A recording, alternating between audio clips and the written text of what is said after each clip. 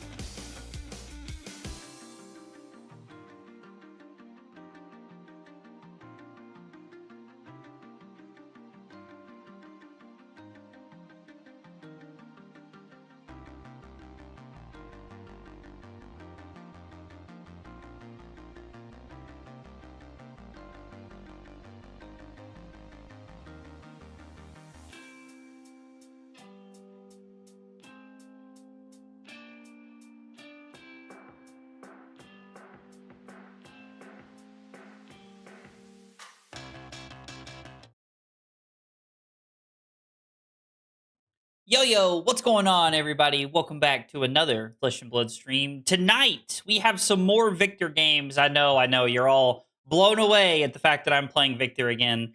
But there is a big reason that we're going to be playing Victor, and it has to do a lot with the title of the stream tonight. And if you all have caught that, you probably have some questions.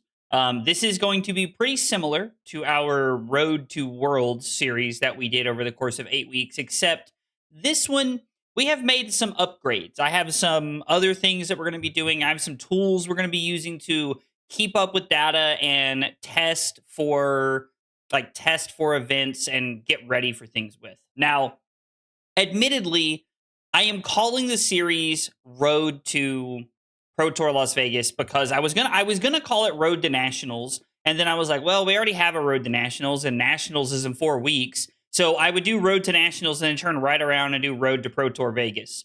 So I have decided that we're gonna do Road to Pro Tour Vegas, Las Vegas, and then we're going to have in the middle, we're gonna have a benchmark of where we're at, how we're feeling, what's going on with U.S. Nationals. So that is kind of the thought process on where we're at. Some of the upgrades that we are going to be doing this time around for the series is that we are going to be focusing on specific matchups. We are going to be focusing on specific heroes. Like we are going to be like really hitting some of the big pieces.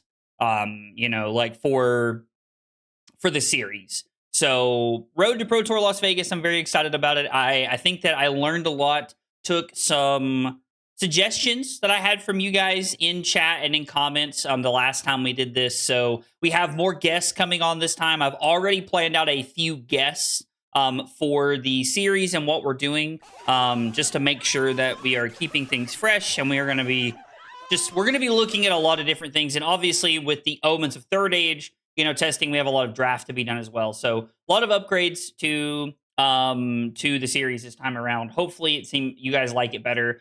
Ben, thank you so much for the 32 months over on YouTube in the Blaze Battalion. Thank you, Ben. I appreciate that. And let's go Rob with the 8 months of Prime. Let's go, Rob. Thank you so much. I appreciate that. Thank you. Thank you. Let's see. Let's add two numbers to our tally. We're now up to 255. Now, last night when I left, we were at 250. We had 3 people become YouTube members overnight, not during the stream, so we didn't get that notification. I wasn't aware of it, but I went back in and I added those numbers up. So whether you become a member or a subscriber, online or offline, I'm always adding those numbers up. We are keeping track of that 500 to make sure that you guys are going to get what you are putting your time and your effort in for. Rose, Keaton, Hobb, Dave, Asudo, Steve, Ben, what is up, guys? How is everybody? I'm glad you're here. I'm glad you're hanging out. Appreciate you guys coming by and chilling. But I'm excited to catch the VOD and talk later. Yeah, Keaton, yell at me for sure, man. Absolutely. And Keaton, answer your question. Yes, I will be at Minneapolis. We're using Minneapolis like nationals as like a benchmark for what we're going to be looking at for Road to Pro Tour Vegas. But it's all like one big series is kind of what we're doing. Had a good weekend in Fab. I won my local skirmish, 5 rounds in the top 8 on Nebula Blade Florian. Also, I got Agroblaze tokens that Mr. Mines got from me and Dave from you. Yo, let's go, Steve. That's awesome, man. First off, congrats on winning your skirmish. That's exciting. Unfortunately, I lost in the finals of mine. We're going to talk about a video that I have coming out on Friday about that. But I'm glad that you won yours, and I'm glad that you and Dave got your tokens. I remember that Scott approached me when I was in Yokohama and was asking about the tokens, and I was like, yeah, here you go, because I always carry them with me. So, Dracode, thank you so much for the 6 months. I appreciate that, Dracode. Thank you so much for the 6 months. It means a lot. Thank you. With the Prime, let's go. We got another one on the list. It's kind of crazy. It's only day 2, and we are over halfway to our goal, which is like kind of hilarious to me. This guy again, that's right, Cree. Can represent you at Armory now? Dude, let's go. Dave, I appreciate that. I'm working on a seismic surge with Rob right now. So hopefully we can get that pulled together. On a scale of 100 to 100, how excited are you for Betsy's log? 1,000. 1,000. Does anybody know when does that spoiler drop? Like, Drew, do you know when that spoiler drops? I would love to like watch that live if we can, if it's tonight.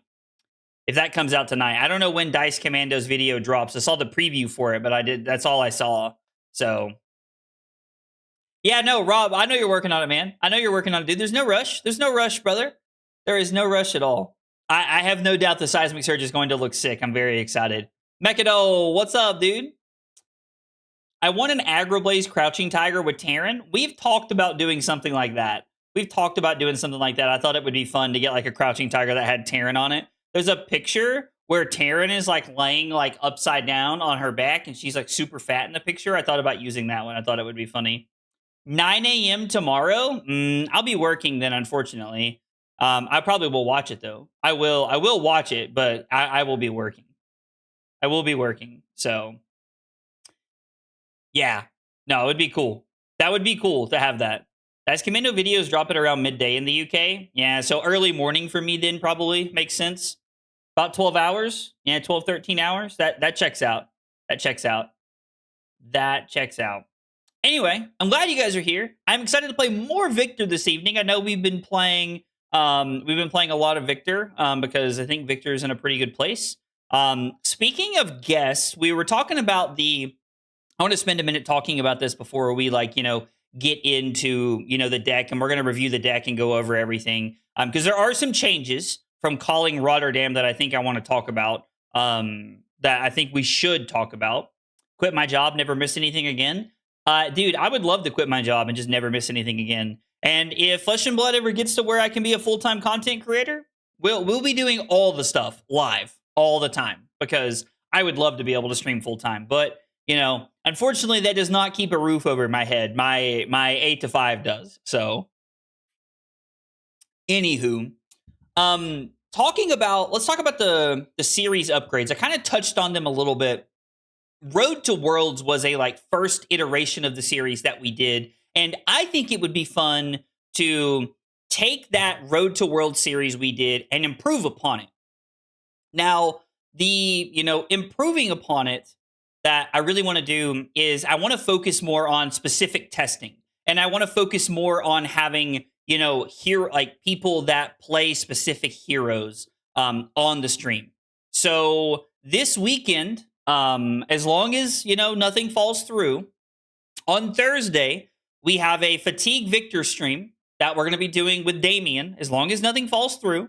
And then on Saturday morning, my time, so it'll be about 11 o'clock, we are going to have a Fatigue Lyeth stream with Liam Holden, Champion of the People. And I'm very excited to have them on to talk about this. I am also trying to line up a stream with Spencer, aka Boosting Spin Dog, so that we can talk about Tough Nut. So I'm trying to get some guests on so that we can talk about some different heroes and some different decks, just to get more information going. And then when we get to that point, when we start narrowing decks down, I'm going to start asking people who are playing specific things on the team to be on the stream so that we can kind of do some live testing and work through some of the stuff that we have going on, and just kind of work through matchups and things like that, so that we can get specific data points going. And I think that's going to be a big improvement, because the last time we did the series, I feel like it was really just me playing games, trying to improve, telling you guys about data, and just, I don't know, it felt like there were some missing pieces, and people pointed that out to me, which I'm very grateful for. So now we're going to try and take those missing pieces and we're going to try and build it into a better stream. So I'm thinking over the next 8 weeks, we're going to have a lot of people coming in and out of the stream, working on stuff, helping me with things. We might have a night where we do some draft sessions live, where what I would like to do is maybe we have a couple guys from the team on, and we do a 3 or 4 person draft. And just kind of work through the draft live on stream so you guys can see what it's like playing the games, things like that, and just kind of going through those motions in general, I think is going to be very powerful and very positive for the series. So that's what you guys have to look forward to over the next 7 to 8 weeks leading up to Pro Tour Las Vegas, because I think we're somewhere between 8 to 10 weeks from Pro Tour Vegas. So that's what we're looking forward to.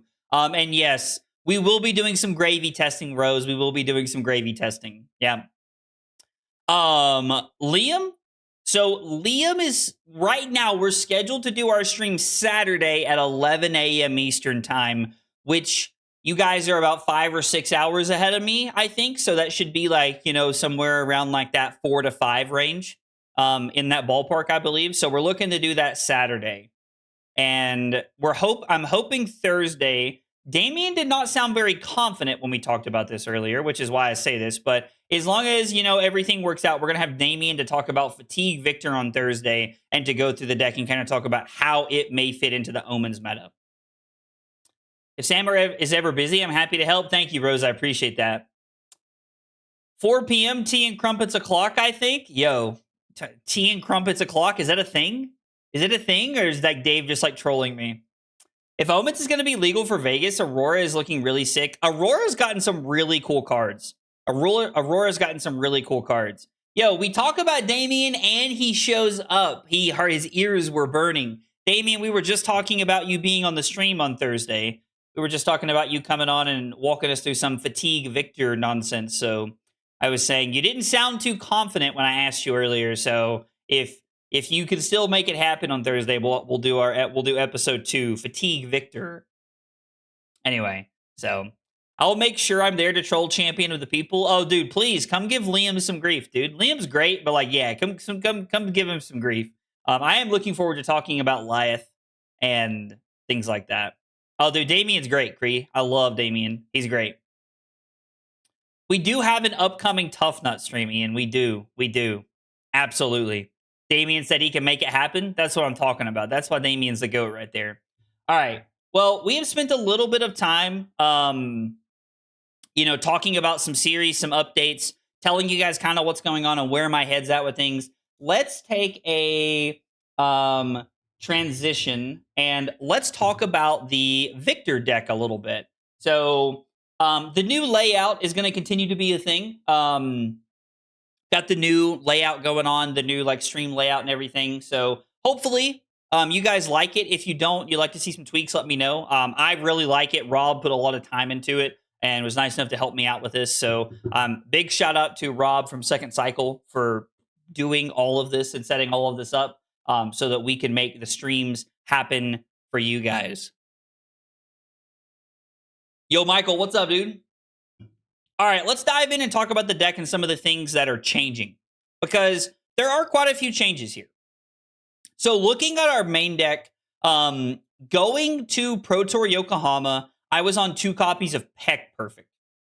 But I decided that I thought it would probably be better to go back to 2 Debilitate. Some of the changes have came from Filippo's list at 1 Calling Rotterdam. I really like Debilitate. Debilitate fits into the deck as this great piece with Tunic and a blue. It fits really well into the 2 blue and Pummel Curve. So it just kind of I don't know. It just kind of fits into the curve for what we're trying to accomplish. Depending on what the new heroes from Omens look like, I think there is a real chance that Peck Perfect makes its way back into the deck. Maybe we actually end up on a Tech Plating and Aftershock build so that we can try to set up some surges and make a 2-card play with Peck Perfect or Spinal happen early in the game. We'll kind of see. I also really like that Debilitate works so well with Iron Fist Revelation. We are adding more consistency pieces to our deck because Debilitate is never going to have this crazy ceiling where we can do this crazy stuff. This is at its peak. This is a 2-card 10. That's what this card is on the surface. If you are able to use a Tunic counter and a blue, this is a 2-card 10 because it attacks for 8 and the crush effect is -2. Now, 2-card 10s, not a bad place to be. I'm not arguing that. But this is not this crazy broken thing. This is a role filler. It plays its spot in the deck and it kind of just fits into the main deck plan pretty well. Plus it's an 8 that clashes. Layouts look great. Yo, thank you, Ian. I appreciate that, brother. It means a lot. Peck would be hot into the Omens heroes. I agree. I think there's a real world where Peck Perfect is going to be really solid. Oh. Never the second one again, Rob. Never let it be the new heroes again. Taylor was actually telling me that he thought about playing new into me last night, and he was like, no, let's pick some fun matchups and do some cool things. So tried to keep it interesting last night. Yo, Gerard. Yo, Loing? Gerard, thank you so much for the follow over on Twitch. I appreciate you being here and hanging out. Guys, if you are here for the first time or you are new to the channel, we got 3 questions we ask everybody when they're new. Those questions are, what's your name? What got you into Flesh and Blood? And what are your favorite hot dog toppings? Tell me about yourself. We're all hanging out. Delph, what is up, my dude? Lizard. How are you, buddy? Hope you're doing well. So no Gauge streams soon. We're going to have some Gauge streams when we can piece them into our calendar. We're going to have some Gauge streams, but I don't know the next time we're going to do one. We will be doing some more Gauge streams. I just don't know when, Brad. I just don't know when. So Debilitate fits into the deck really well. The other card that has not had a big resurgence in the deck at all has been Clash of Might. Clash of Might is one of those utility blues that works really well into decks that are attacking you quite regularly.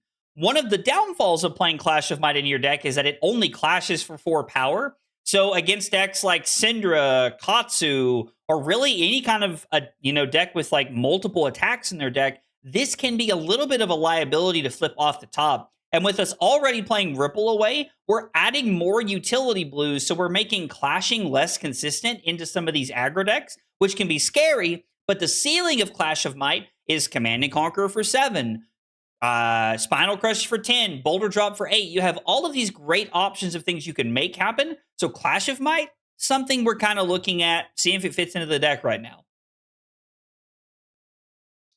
We'll call that like 21. That seems about fine. I don't know. I'm kind of up in the air about Clash of Might. Like, I love this card. Like, I think it's a great card, but it does have a downside. Like, right now in the deck, like, hang on. Let me turn on Zoom it so I can talk about this. Also, why is full screen not on? We have these guys and we have these guys. That is 9 cards that have value, 5 or less, that still have potential to win clashes. Now, I'm not saying that these are bad, right? Because there's a lot of decks you flip over Clash of Might against or Ripple Away against, and you will win the clash. But not always. It doesn't always line up that way. So having these 4s in the deck does start to like kind of work with, you know, against some of the math and kind of start to like get into a weird spot, right? So we have to be a little bit careful with that. We are cutting 6s. Like we're no longer on blue choke slams. We're no longer on headbutts. Like we have to be a little careful. But I think it's worth testing. Filippo is probably the best Victor player in the world at this point. Like I'm not really like, I just think he's really good. Filippo is better than most Victor players I know. So we're going to try what he was up to and see what happens. Being able to avoid any spoilers makes me even more happy to leave. Oh, dude, let's go. Michael, you're going to have so much fun. You are going to have so much fun at Prague. I am jealous I cannot go. Delph, I'm doing well. Thank you. I'm doing well. Was never a fan of Clash of Might. Always felt wonky to me. It was really good in the early iterations of Victor, but kind of got weird since then, in my opinion. He's so good, he made Michael Fung forget Pummel. Bro, based, Steve. Based. Martin, what's up, dude? My name is Gerard. Got into Fab during Heavy Hitters, moved house, and found an LGS. Wanted to try a new TCG and loved the game and community. Hot dog, I do fully plain. No condiments, no nothing. All right, well, Gerard, welcome to the channel. Welcome to Flesh and Blood, man. I'm glad you're here. I'm glad you're hanging out with us. Thanks for being here. And no judgment on hot dog toppings, dude. You eat food however you want, brother. That's the world we are in. You have whatever you enjoy. All right. So we've talked about a couple of the main deck cards that I feel like, you know, are like just continuing to stay right now. Let's move to the sideboard and talk about some of our other cards that we have set up in the sideboard. This is a card, Clash of Bravado is a card that I have played a lot. And I feel like it doesn't always get the respect it deserves. And let me explain this a little bit here. Because Filippo was on zero Clash of Bravado at Calling Rotterdam, which I actually don't hate. I actually don't hate that plan at all. I don't think Clash of Bravado is as good into Asilio as everybody originally thought it was. So I think that Filippo being off of Clash of Bravado made sense. However, Clash of Bravado is a very powerful card that does well at destroying auras. Well, all 3 heroes from Omens of the Third Age are going to create auras. It depends on how popular all of the heroes are from Omens of the Third Age on whether Clash of Bravado is going to be back and like get some, you know, stonks in the meta. But I think there's a world where going back to 3 copies of Clash of Bravado is going to be so good into the Omens heroes that it's almost like we have to start by, like, we have to start there. We have to start by having 3 of them and then kind of navigate from there to see what other tech cards we have to bring in or take out in specific matchups to make the ratios work and be prepared for other decks.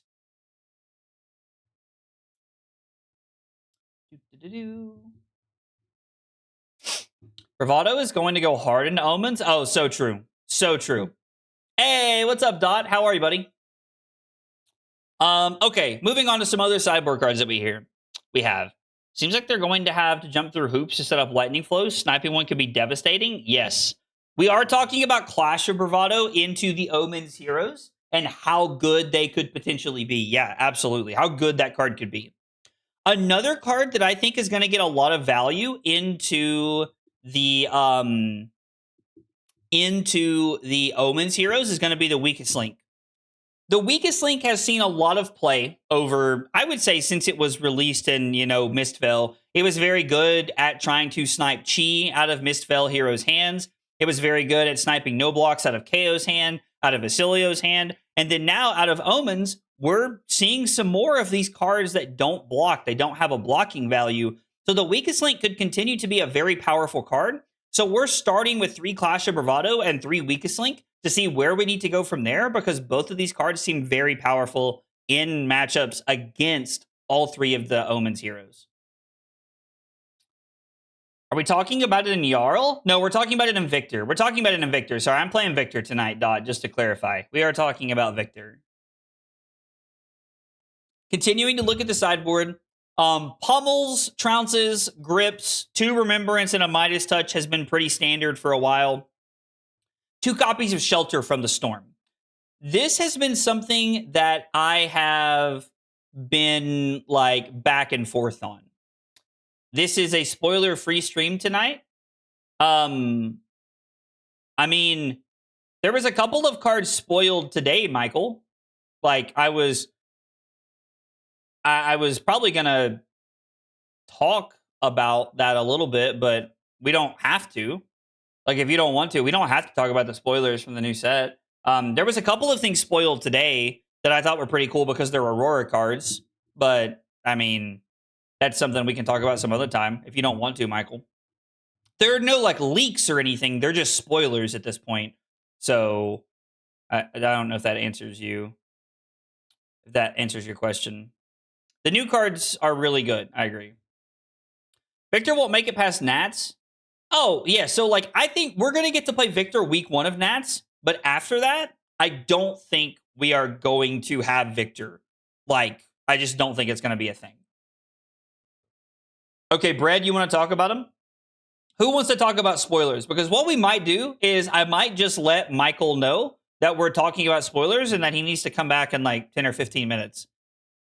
Anyway, if you want to talk about spoilers, let me know in the chat while we're hanging out and talking about some of the Victor deck here. Shelter from the Storm. So Shelter from the Storm, I've been on multiple cards in this slot. This was Staunch Response for a long time. And I think I'm just at a spot where Shelter from the Storm seems better. There are multiple cards coming out in the new set that are going to have this ping style effect, 1 arcane here or there. So this prevention of things over multiple turns could be very, very good. It's a 0-for-4 D-React. It fits into the deck really well. It just seems like this is a good place to be. Shelter from the Storm just fits into Victor really well. After cutting 2 copies of Staunch Response, we've made room for 2 copies of Shelter from the Storm, meaning that we have better protection into Arachne Marionette. We have defense reactions into other matchups that are providing some of these 0-for-4 attacks. So we're not just relying on clashes. I think that Shelter from the Storm is an upgrade over being on Staunch Response, but the meta could always swap, so we have to be careful. But right now, Shelter from the Storm seems great in Victor as a 2 of. Let's see. We'll call that 2945. Seems close enough. Yo, Fablazing in chat? Yo, Fablazing and Scott in chat? Yo, this is crazy. Somebody take a picture. There's celebrities in the chat, bro. There's celebrities in the chat.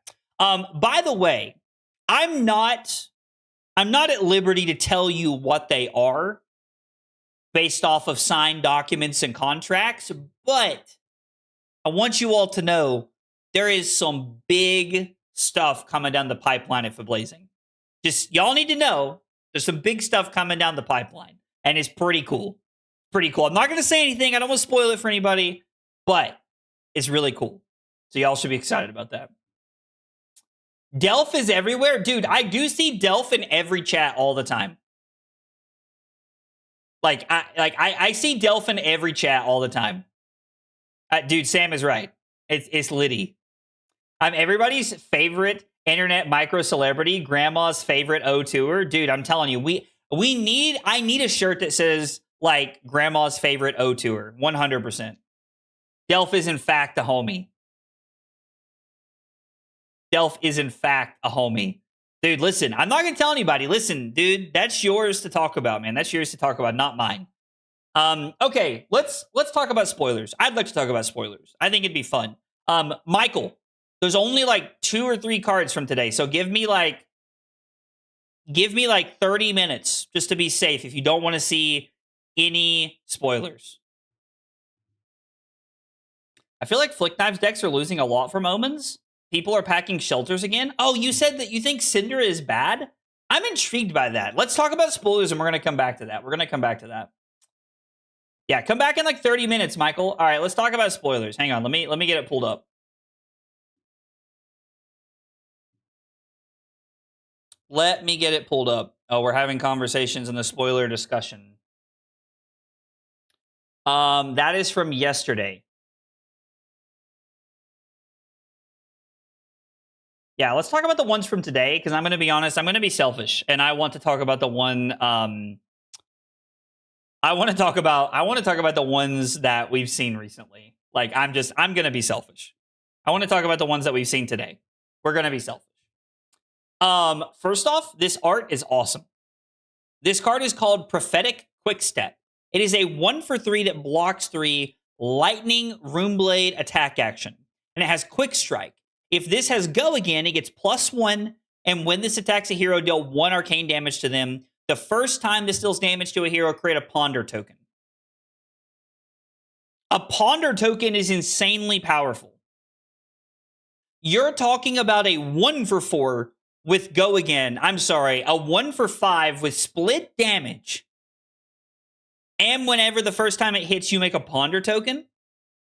Breakpoints are everywhere in this set. It's insanely powerful. Now, at 1 cost, there is like a downfall with it, right? But I think this card's really powerful. I think this card's really good. The making a Ponder effect is really cool. And at rare, I do think there's probably not a cycle of this. This is probably the only copy, right? Because if there was a red that was a literal 1/5 physical and then 1 arcane, is crazy. So yeah, we have a yellow 1/5 at rare, which is really cool. I do not think there's a cycle of this. Somebody can correct me. Creating a Ponder token is very powerful. Now, I will say the other counterpart to this is that there is a the other one makes an embodiment of lightning. I think the embodiment of lightning one honestly might just be better. Like, it's kind of cool. Like, it's kind of cool that, like, we have one that makes an embodiment of lightning. I think that one might be the most powerful one, if I'm being honest. Yeah, I hope this card comes in EA as well. After I saw the EA art of Tempestuous Kiss, I realized that I had to have a playset of that, which is really cool. Also, Scott was nice enough to actually tag me on Twitter the other day in the artist proof of Tempestuous Kiss. And just know that will be coming soon to a wall near you. It will be on the wall at some point. I'm going to buy one. It's really cool.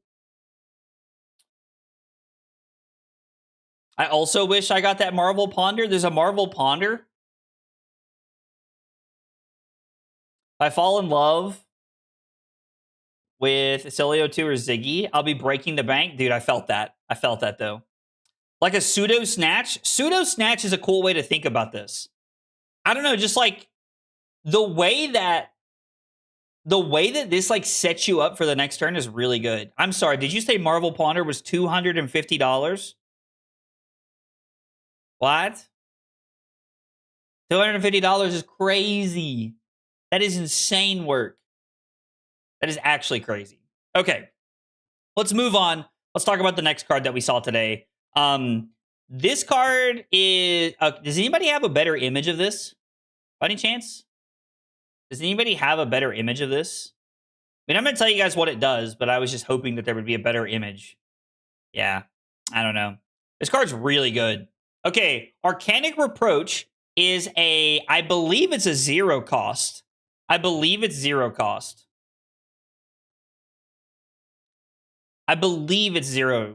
Anyway, this is a Lightning Runeblade instant aura that blocks for 3.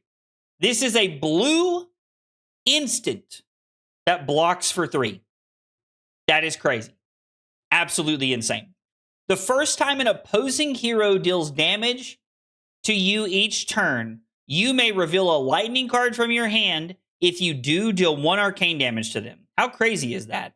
I think this card is single-handedly the reason that CLV got banned. Maybe not single-handedly, but it does feel like it fits into that realm. Might actually have to go out of my way to get tickets now? I mean, yeah. It does. It turns on a lot of the lightning and Runeblade auras, yeah. Febrari has a better image? Okay, hang on.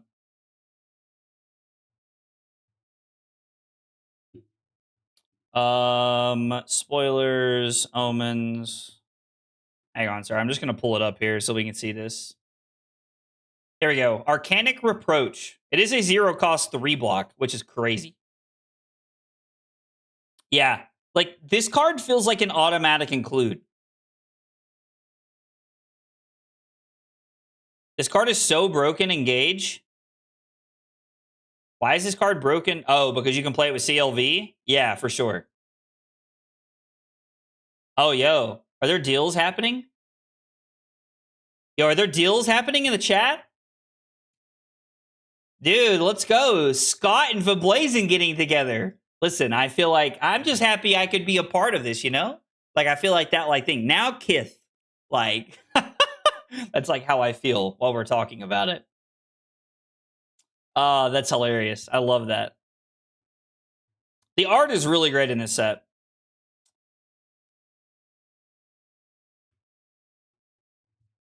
Let's see. We're just gonna let me grab a timestamp here really quick of when we started doing this. So we're gonna say about 6 minutes ago. So like that, what, 32 range? We'll just say 32 and we'll go from there. Okay. So Omen spoilers, we talked about them. Dude, no, Scott, I did not mean that in a bad way, brother. Listen, I would love to collab with you, Scott, but I did not mean that in a bad way. If my chat is used as a place for people to like work together and like get some deals put together, I am a firm believer that we are all succeeding. Like if you are succeeding, I'm succeeding. And if that's happening here in my chat, even better, dude. I love that.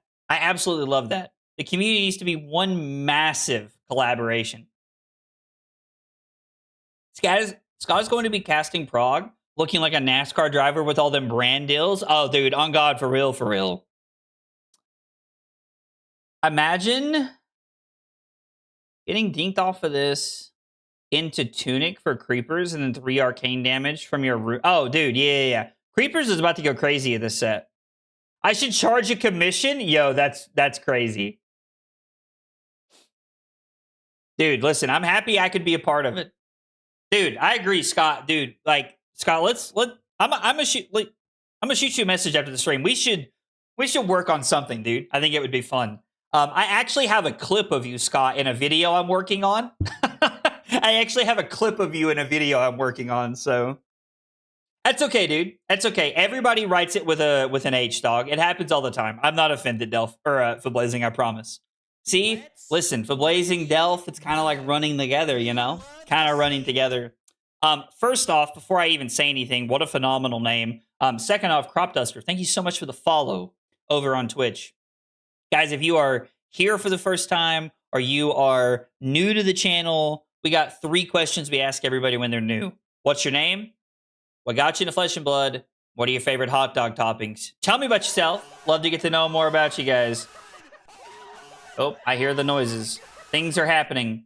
Yo, let's go. Crop Duster with the Prime sub. Dude, thank you so much for the Prime sub over on Twitch. I appreciate that. Thank you. Let's go. Let's roll another one up on the list. You know where that puts us? 257. We are at 257. It's crazy. It's only been 2 days and we're already over halfway to the goal. Halfway to the goal of 500. Massive shout out to Philip, aka Dr. Dirtle, for the 112 gifted last night. Absolutely insane. Thought I was going to break down and cry. Okay. With the actual games. Oh, wait. Did I cover that they dropped voting information for Sage? No. Is that a thing?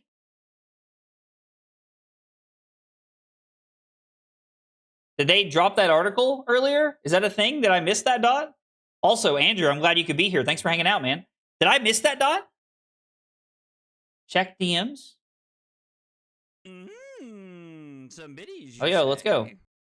Yo, let's go. Copper, thank you so much for the $40 super chat, dude. $40 is crazy. Copper, thank you so much, dog. I really appreciate that. Thank you. Thank you very much. That means a ton. Thank you. That is amazing, dude. Thank you so much for the $40 super chat. That is crazy. Thank you so much. I do not remember saying I would do Hala gameplay. Did I say that? Did I say that? Wanted to say your podcasts are phenomenal. Much love, dude. Copper, thank you so much. I really appreciate that. Also, I mean, in terms of $40, each membership's like $5, right? Like each sub's like $5. So that's 8. So that's 8 more we're gonna throw on the list tonight. 1, 2, 3, 4, 5, 6, 7, 8. I'm trying to keep track of how many happen each night. 257 and 8 is 265. Americans and their thank yous. Tisk tisk, I'm American. Amazing. All right, well, let's talk about this article. I mean, I haven't seen this, so let's talk about it. I have not read this yet. I did not know this was a thing. So, Dot, thank you for keeping me honest. I mean, yeah, let's read the article. That's a quick mess. Let's see. We'll call this like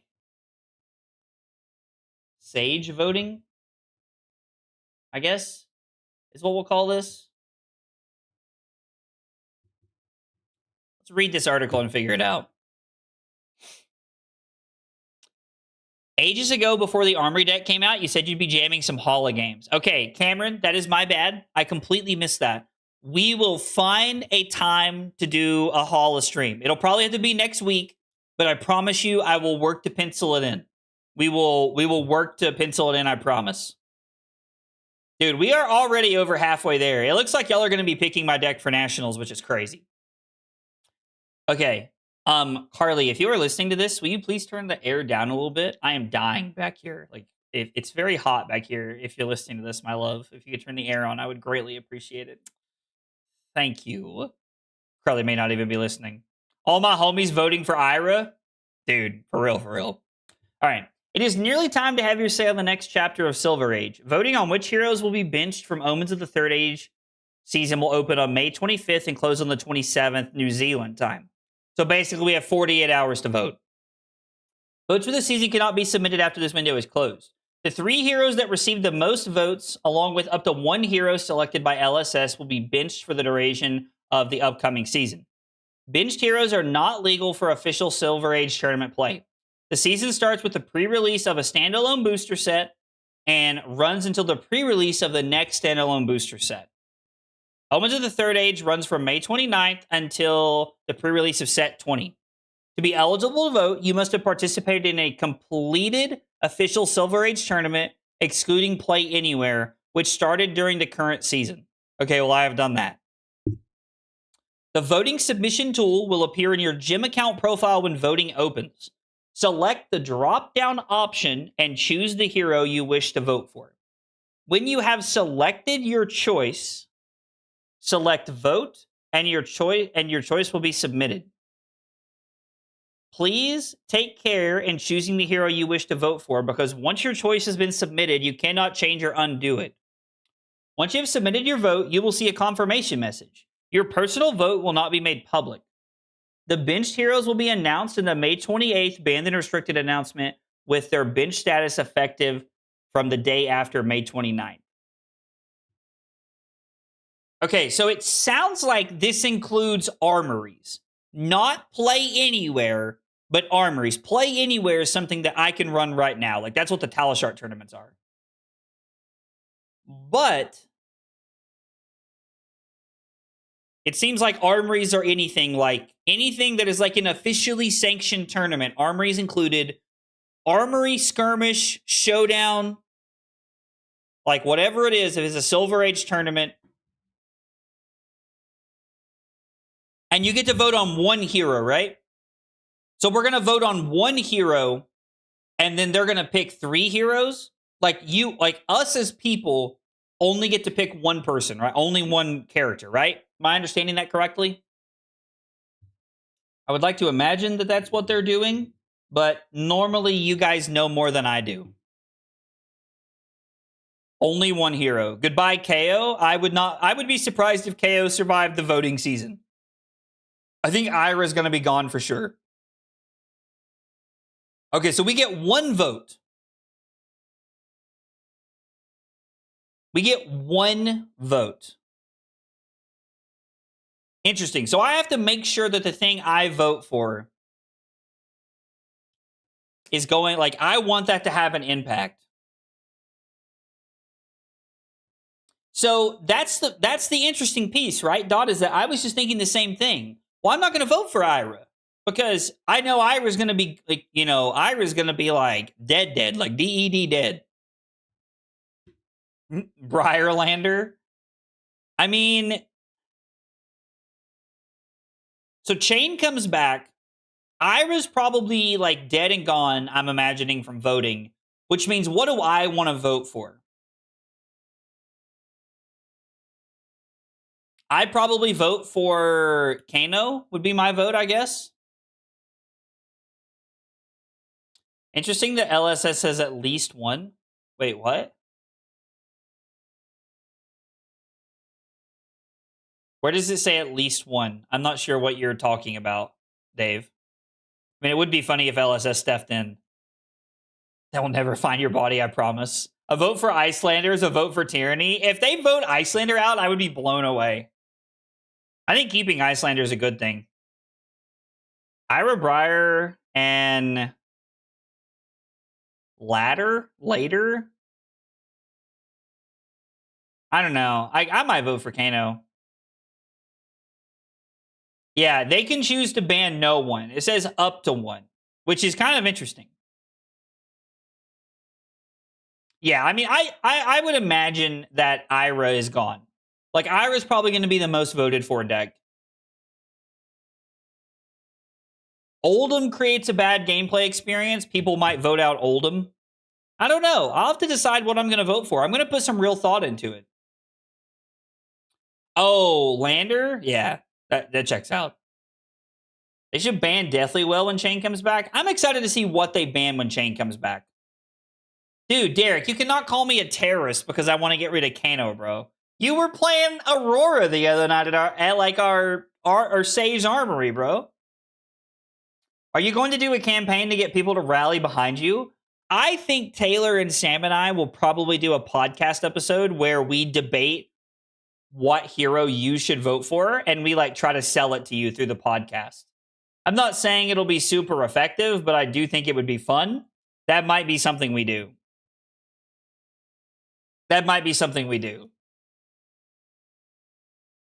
Yeah, up to 4 heroes could be benched. That is correct, Jordan. You are correct.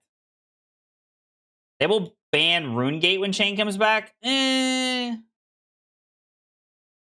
if nobody votes for Ira because everybody thinks they're going to vote for... everybody else is going to vote for Ira, it would be hilarious. Just read tonight's script, why don't you? Bro, is that on the script? I'm sorry, Sam. I was busy. I didn't read the script you sent earlier, dog. I haven't even read it yet. Oh, dude. Straight. Flesh and Blood propaganda podcast before GTA 6. I think at this point we should be saying, what won't we get before GTA 6? Wait. Maybe say something? I don't understand Ira being voted out. I took out 4 in a skirmish. She's not impossible to deal with. No, noob. She's not impossible to deal with. I think a lot of people, like, she's just powerful. And she's winning a lot, so people will vote for her. I actually think Ira is a perfectly fine deck. I think Icelander has a decent matchup into her. I think Oldhim has a decent matchup into her. Like, I mean, there's lots of decks that can do well into Ira. I cannot wait to change some people, though. Got my shiny Marvel and everything. Ugh. I really don't want Chain to be, like, broken when it comes back. I hope that's not the case. I really hope that's not the case. This is interesting, though. This is interesting. Give Verdance back, please.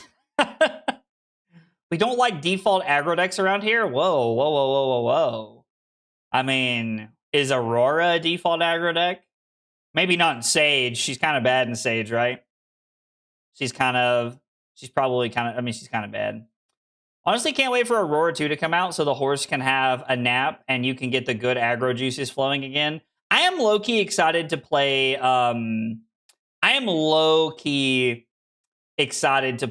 Aurora again. I'm excited to play, like, new aggro heroes. Oh, God, for real, for real.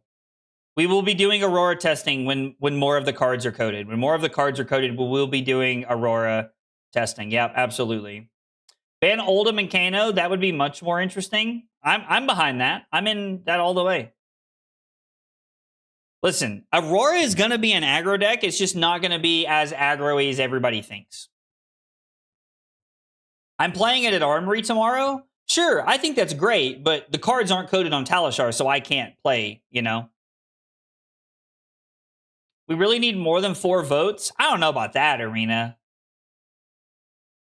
Puffin, best deck in format, Omens meta? Who's going to tell him?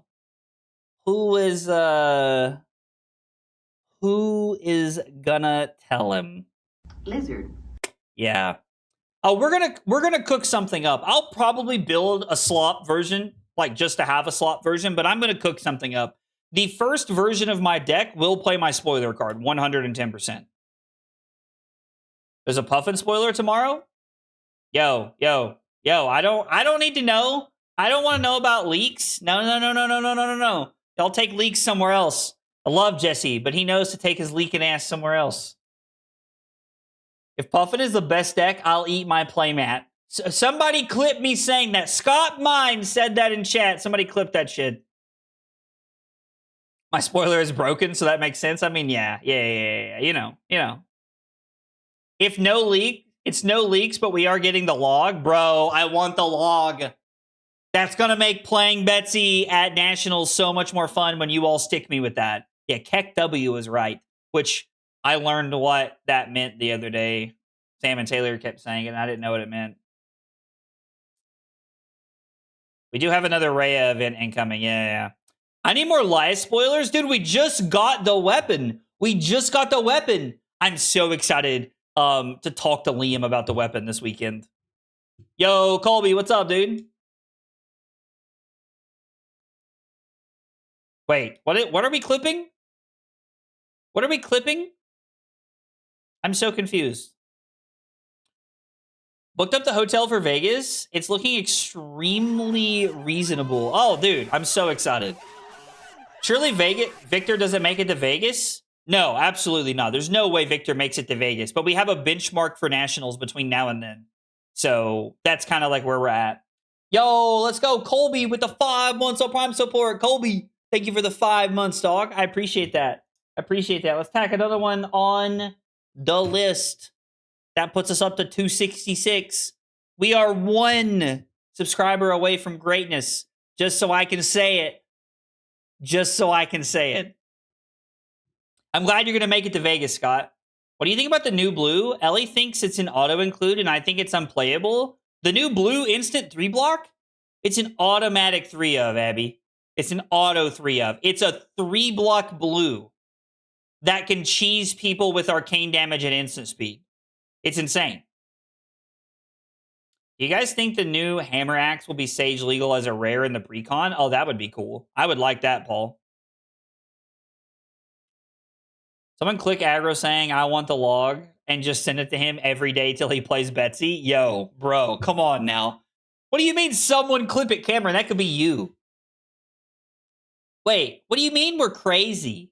Abby, we need to play like 15 blues in the new Aurora build probably, if not like at least 12. Like, why would we not include it? I'll try it tomorrow and end up loving it, whatever. I love that. Dude, Abby's honestly mood. That is a mood, Abby. That is a mood. Okay. Victor Games Unite. Are there any fun games we can join? Living Legend and Silver Age. No. A Marlynn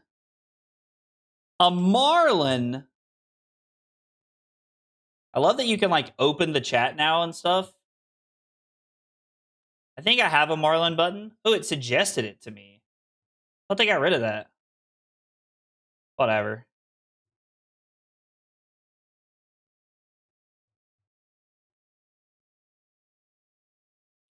Don't make me hop out of bed to play games. I do not want to play against Enigma. You guessed it.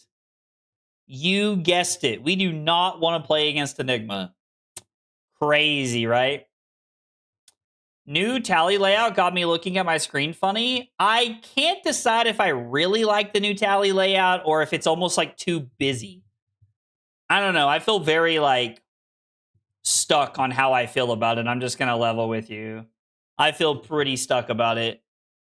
We're just going to pass, right? Like, I don't want to do anything and give them a chance to set up. So we're just going to pass, and I'm going to Arsenal Estate. No, we should Arsenal Boulder Drop in case they hit us with the attack thing.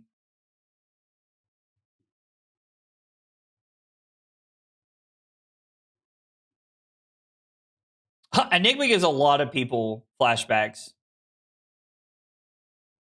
Mercurial Skies is just like a worse version of... Like, Mercurial Skies is just straight up a worse version of... I don't know that I buy into that one. It's like straight up just a worse version of...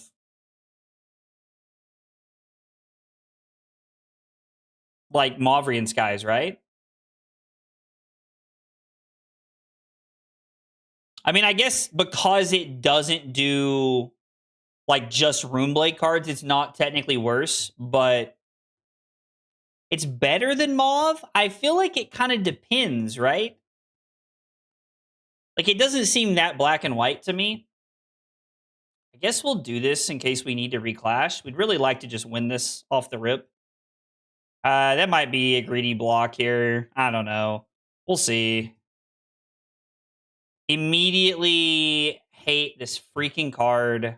God, this is exactly what I was talking about.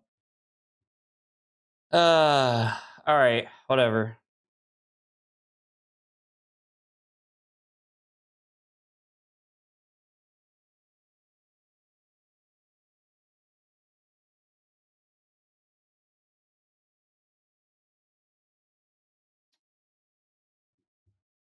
I think that the ability to play out our hand is better than denying them the gold, right? Because, I mean, we could just block 6 and then discard Ripple, and then we could just pitch this away. Like, hey, Lasasi, good luck. Best of luck to you.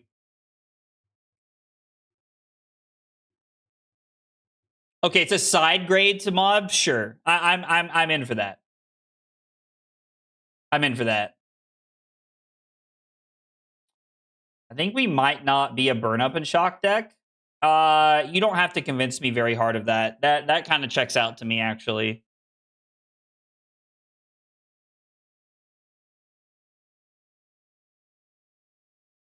We're just gonna Arsenal this.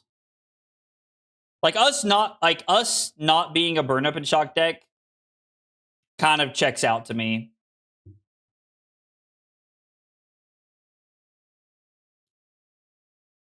I mean, if you want to message me about it, Abby, I'm happy to DM you about it back and forth, but I do think that it is like very possible we're not a burn up and shock deck.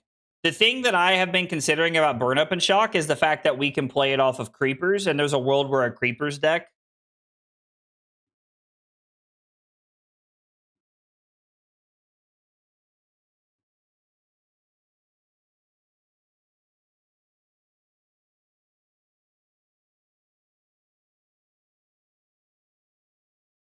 We need to brew on one of these streams. I mean, I'm down to brew sometime. I generally try to avoid it because it's like, why? But 1, 2, 3, 4, 5, 6. Cranial Crush is irrelevant on hit effect. We can Arsenal the Shelter. This seems fine. No, Abby, I appreciate you coming by. I mean, I'm down. I'm down to like brew sometime. Scott is once again a knower. Name's Andrew. Got into Fab just back in August of last year from friends bullying me. Mad they took so long. LOL. Favorite hot dog toppings are mayo, tomato, onion, and avocado. Similar to a Chilean completo. Completo? I've never heard of that before. A Chilean completo? Never heard of that. Regardless, Andrew, welcome to the channel. Glad you're here. I'm glad you're hanging out with us, man. Appreciate you coming by and chilling with us. Hey, what's up, Bringe? But I also have a serious succumb to temptation problem. I've had succumb to temptation suggested to me a couple of times, and it seems okay. I'm not wildly impressed, but it seems okay.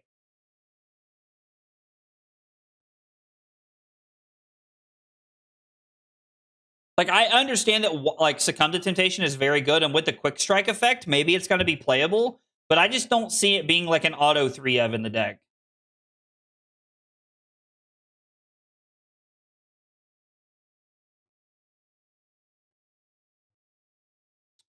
Three, 7, 9, 11. Have they created a gold this turn? They can force it through with the discard.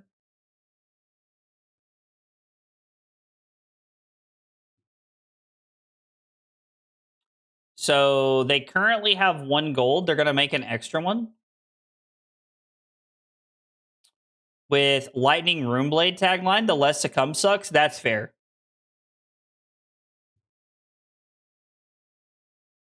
So if we block for 7, take 6, we can throw CNC, Arsenal, Debilitate, and then look to set up a little bit.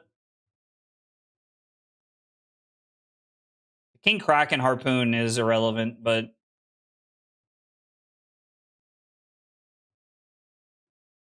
be cool to theory craft a version of the game that only had 3 heroes for each class with a set amount of cards. That would be fun to do.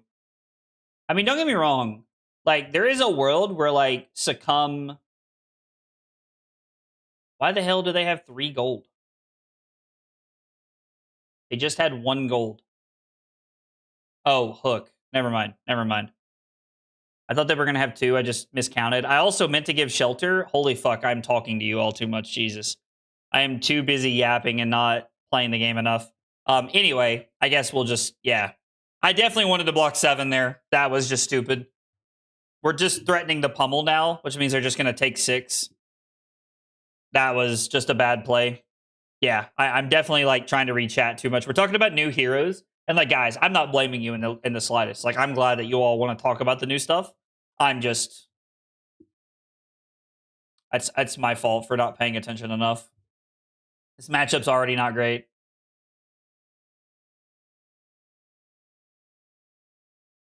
I like limit testing when we don't have all the cards. I mean, limit testing is a good thing, right? Like, I think that limit testing is a pretty powerful thing. I know there's going to be an assassin like Aurora build. Please, no, leave my hand alone. I mean, we're already seeing some powerful stuff, right? Oh, you had to do this to be able to have the blues that you needed? Sure, that's fine.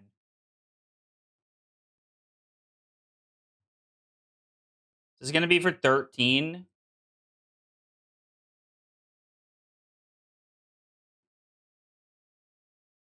Seven, 11, 13. So if we block like this,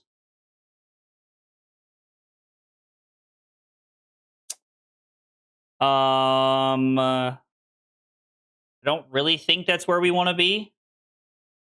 Blowing up our shield's not the end of the world. Had a 22 power King Shark turn this weekend. Oh, nice. Where was that at? Was that at Richards this weekend, Colby? Dude, if I get to pummel a Tempestuous Kiss, I promise you the noise will be unholy, as it were. 100%. All right, so you're going to have to decide, is your last card... Is your last card more important to you? Is having an arsenal or gold more important? You give me a gold? Sure. We're just going to swing the hammer and arsenal debilitate. Tunic's coming up, so. Oh, at Nathan's? Oh, nice. How did Hala go this weekend at Richards? Can we get some decent Warrior AB equipment? I mean, I guess there's not really any like extra AB, right? Like it's all just like AB1. I got there late. Oh, gotcha.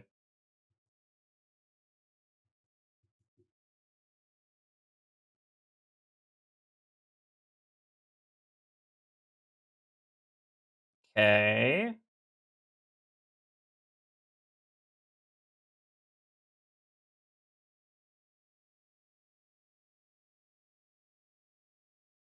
I mean, this might just be a block with an Iron Fist Revelation. And then just like take this. Well, if we take this, what are we doing, right?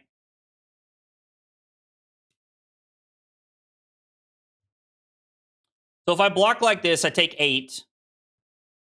They take E-Strike. I throw Spinal Crush for 9 and pass. They take Spinal Crush. I go again into 8.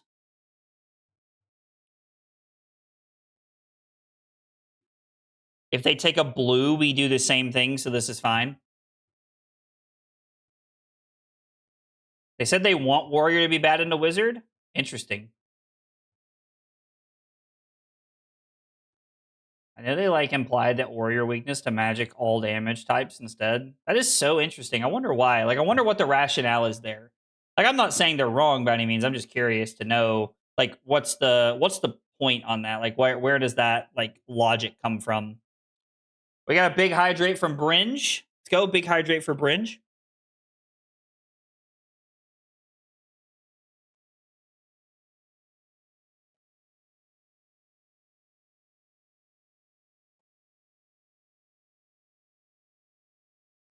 I mean, I would not hate to see a Warrior do well. Like when Victor goes, maybe there's a world where like Warrior does well. Mastery Pack Warrior coming out. We could see some cool stuff happen.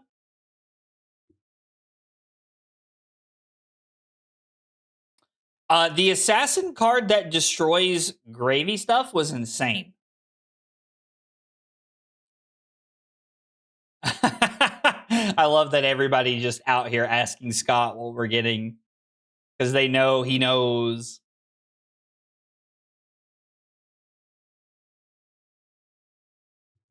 Turn gold the tip face down? Sure.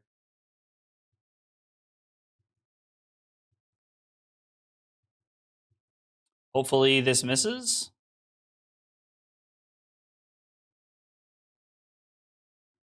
It did not miss. We're cooked.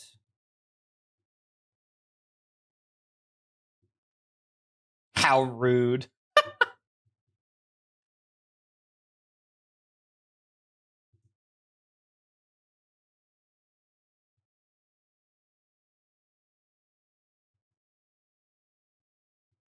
This is a matchup that gets hurt a lot by us missing Staunch Response.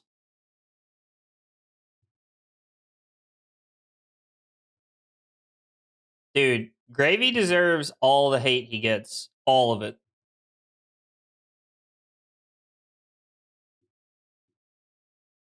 I mean, Riches is cool, but like, holy shit, it doesn't matter. We're not doing anything with it.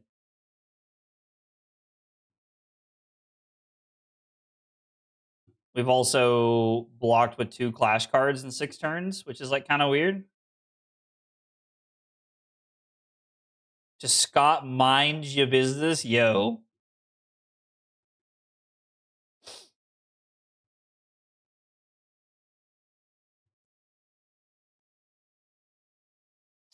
I want a Flexers, but I don't want to like rip into a gold and give them something.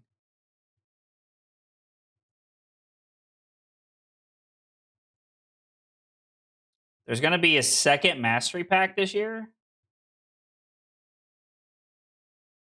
I mean, that just sounds like not accurate to me. What are we going to draw?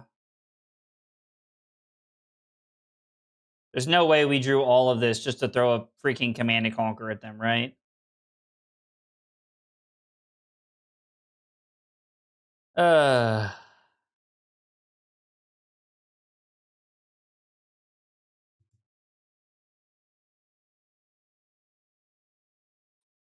There's a second Mastery Pack in Q4. I actually did not know that.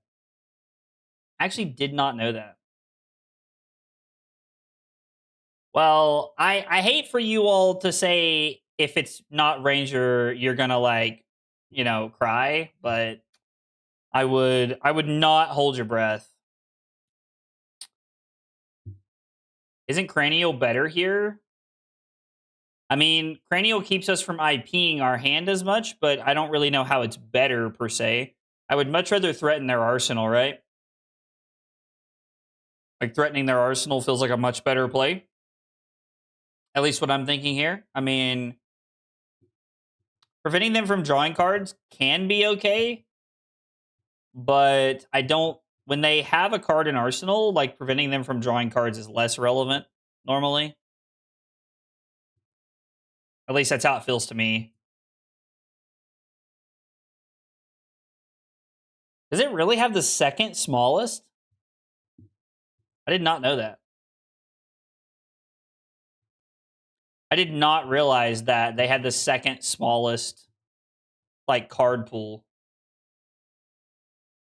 No arrows, please. Oh shit, there's actually no arrows? How many 3 of a kinds is that? There's one more somewhere.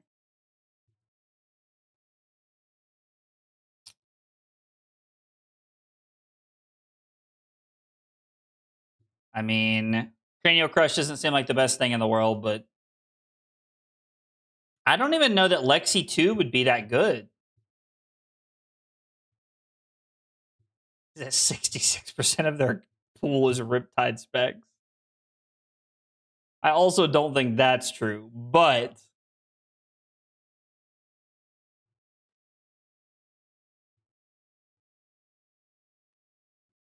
if I can get out of this turn alive, we have plus 7 to this King Shark Harpoon, so it's going to be for 13. Well, this is 10 right here. So here, here. Flexors.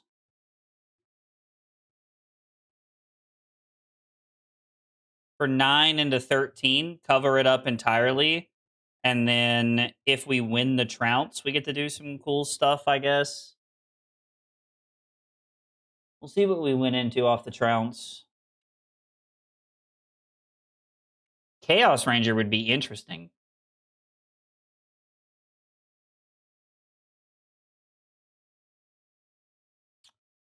Okay.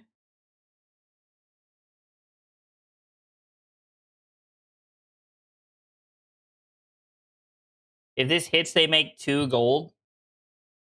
We have an extra might off of this. So we play the Shelter to take this to 11. Are we just going to Arsenal the Disable so that we have something to do?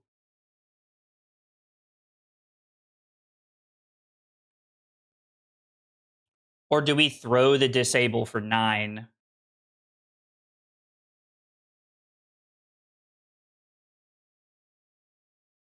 I mean, it's such an interesting predicament, right? Because like the base of the mountain is kind of like insulating them from like anything we could do. Do they Arsenal? They do. Which makes me want to draw a card. Hit a blue, please. Throwing this for 9. Oh, dude, I love Jarl. I've been watching Lupine Fiasco John play a lot of Jarl lately, which I've really enjoyed.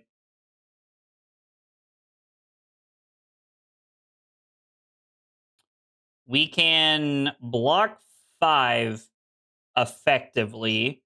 If we draw a Clash, we have a better chance at surviving. Okay.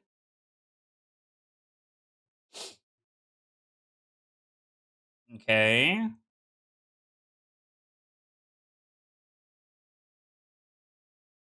This is for 8 and oddly very good.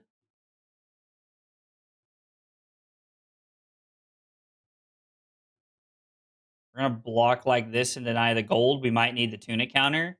Let's go bravado first. We win that. Okay, perfect. They do have a gold.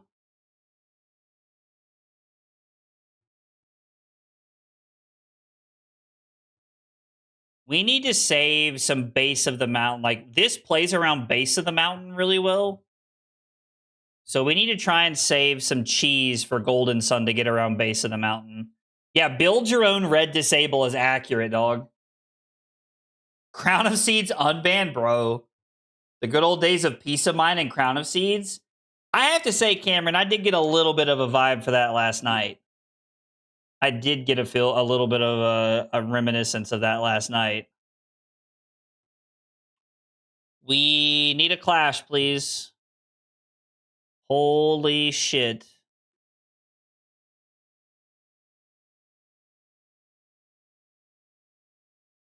Play a 3 of a kind, please. Holy shit.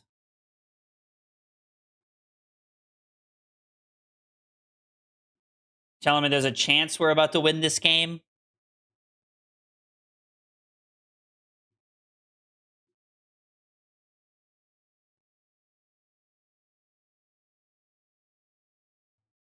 I mean... So here's the real question. You draw just like me? So this is for 11. I believe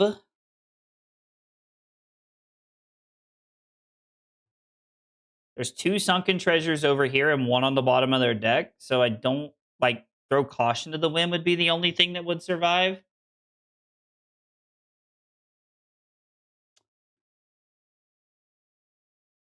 I mean, we're not going to balance ahead of time, right?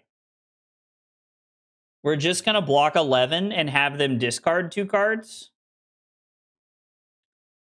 Technically, without a blue, this is the best thing we have. Like, this is the way to do it. All right.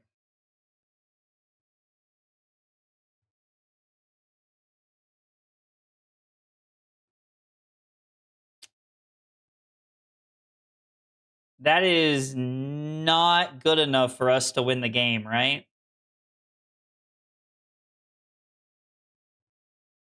Remind you of the prism. Get him out of here. Get him out of here. Okay. Now, here's a question. Are we going to pitch both of them away to a gold? Like, we're definitely going to do this.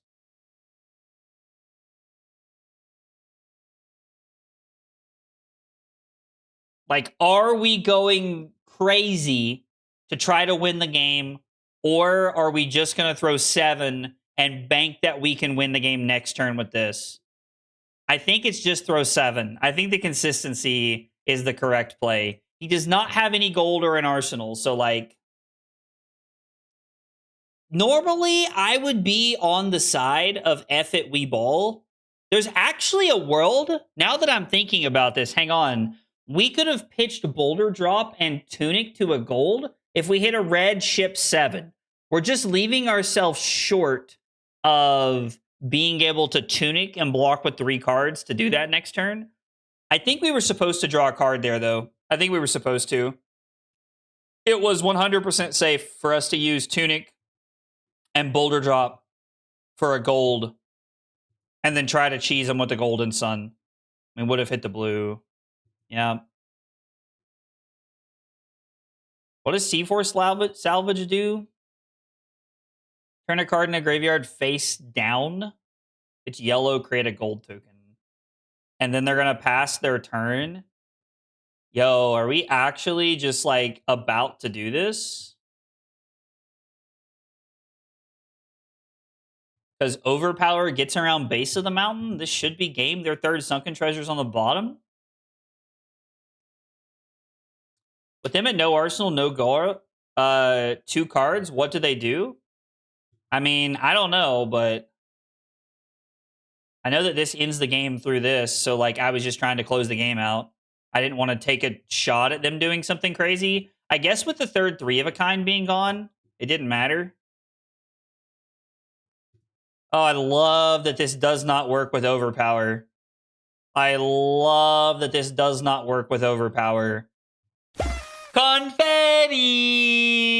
Let's go. Now, like, I hear what you're saying, Dave. Like, they're not doing anything, but I was just trying to close the game out was my thought process there. Okay, I cannot believe we won that game. I was not expecting us to win that game. That felt like a loss from kind of for a while there. That felt like a loss. We did get a win. All right, let's take a moment to like review this game and figure out why we won this game. Okay, two Test of Iron Grips late in the game was very powerful. The game did not start well for us. The Trounce, losing the Clash of Might off the Trounce early was bad. Playing the Estate for little to no value hurt. I blocked with my shield so that I could potentially reclash with it if I needed to. I think that was maybe wrong, and we're just supposed to play the game. We're just supposed to play the block as much as possible. I incorrectly used a shelter one turn, which did not allow me to use the intellect penalty, which forced me to like intellect penalty myself. The 2 Test of Iron Grips. So ironically, a lot of my clashes not showing up until like turn 8 through 11 ended up winning me this game.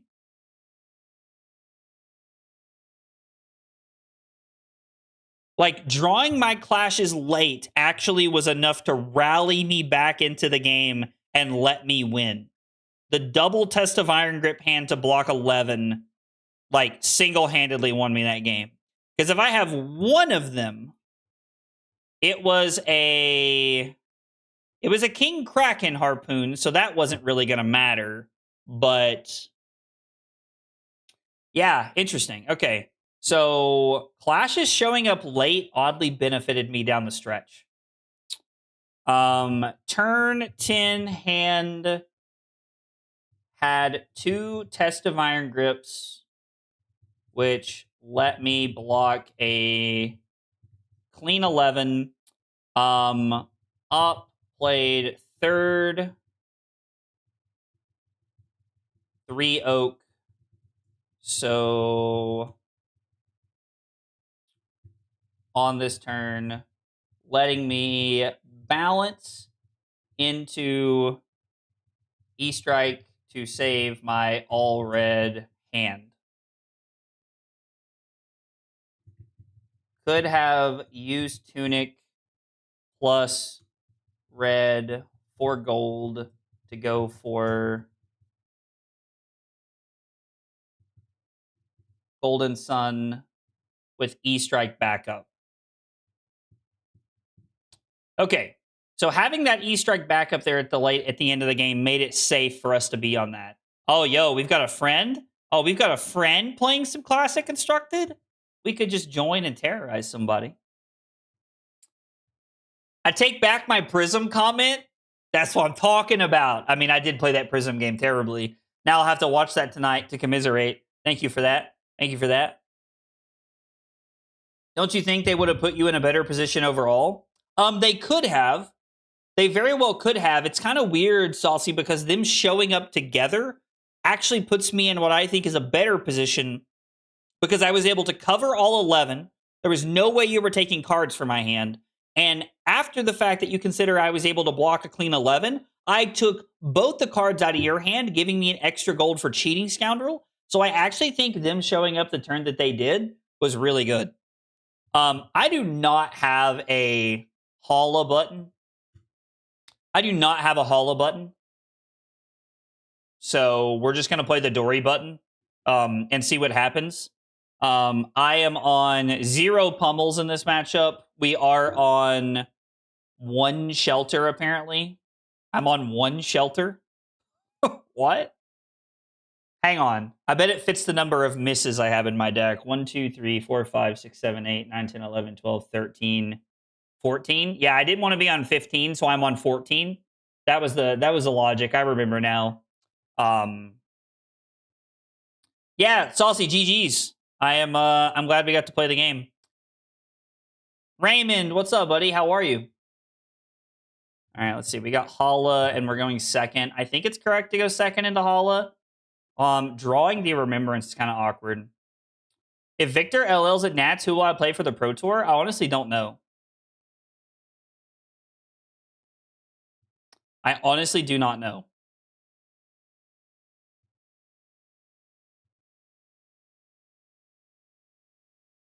We're just going to block 6.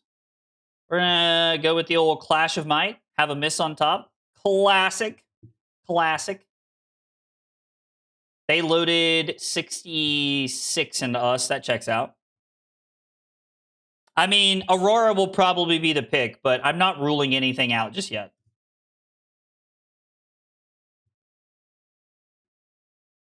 A blue behind that Test of Iron Grip, please.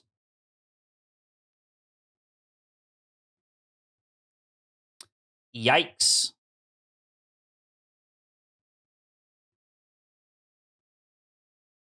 Debilitate or Spinal Crush in Arsenal. We're going to IP the grip.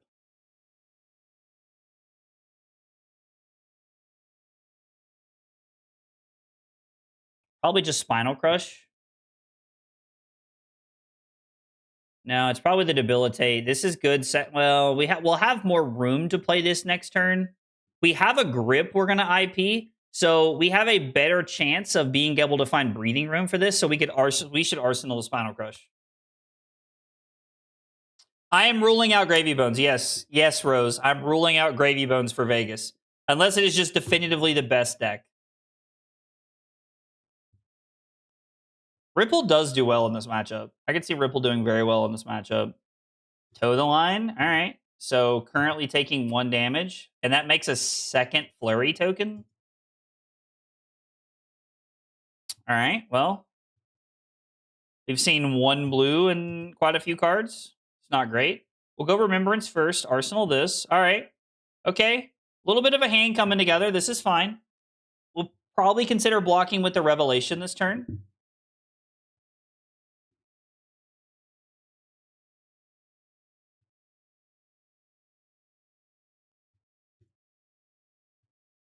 All right, so this is really going to be for 5.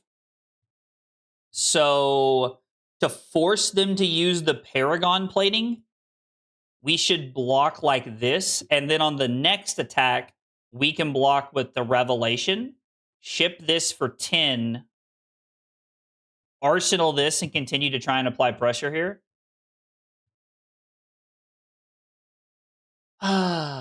Deck, you're pushing it. That's okay, though. It's okay. We are going to click our gold. I'll try to click our gold here. Vote Ziggy. What are we voting Ziggy for? I'm going to target myself. Okay. Boulder drop. They discard a sink below. So we're going to use the Paragon plating regardless. This is not an issue for them. Okay. There we go. Yeah. So I'm going to take 1, fall to 39. And then they're going to attack for 5. Or I'm sorry, for 7 because of the slice and dice. Setting up the Spinal Crush is probably not worth it. It's probably just worth conserving the life, considering that we have a boulder drop on top.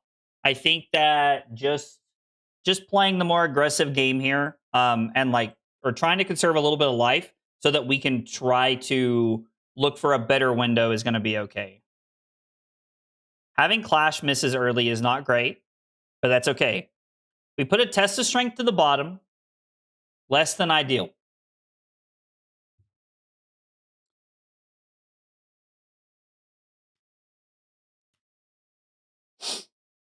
Yeah, listen, Rose. I told you. Rose, I told you if you donated all 500 subs, you could pick a hero. Like that, you could pick the deck list, and that's what I would play. I said that was the rules. I mean, we're still at a point like I think that because Philip donated 100 gifted, that I'm gonna let him pick the deck he wants to like add to the poll. I think that's a fair way to do it. I think that's a fair way to do it. I'm gonna let him pick a specific deck, and we're gonna add it to the poll. We'll go. We want Ripple to the bottom first. It almost feels like a waste to block with this. I tell you what, Rose, if you want to be the person to pick my deck, like what is the rest of this? 234? Like, it does feel unfair that I said that. Tell you what, if you get us to 750, which is the cosplay goal, you pick the deck list and you like, and I'll cosplay Gravy. That's the deal. How's that?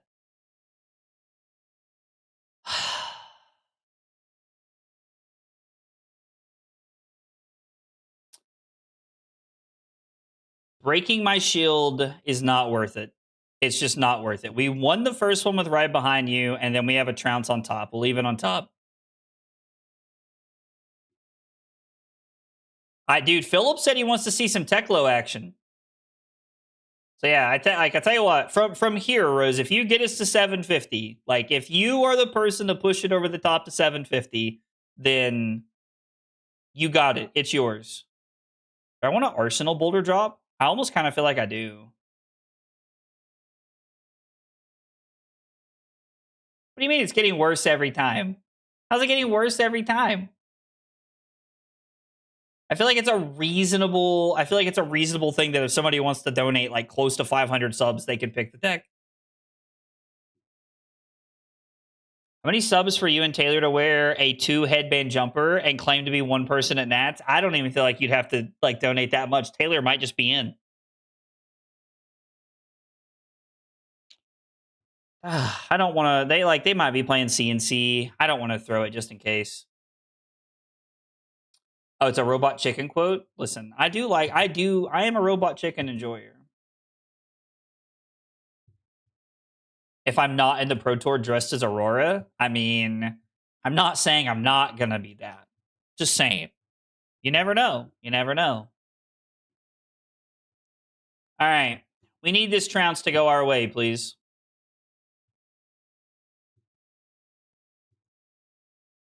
We need this Trounce to go our way, please.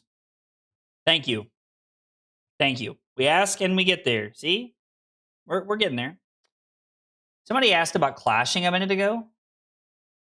Not just in Victor. What is your opinion on Clash overall? I mean, I think Clash is like a fun mechanic, but I don't think it's like inherently broken or anything, if that's what you're asking. Like, it seems like clashing is a natural state of variance, so it introduces this weird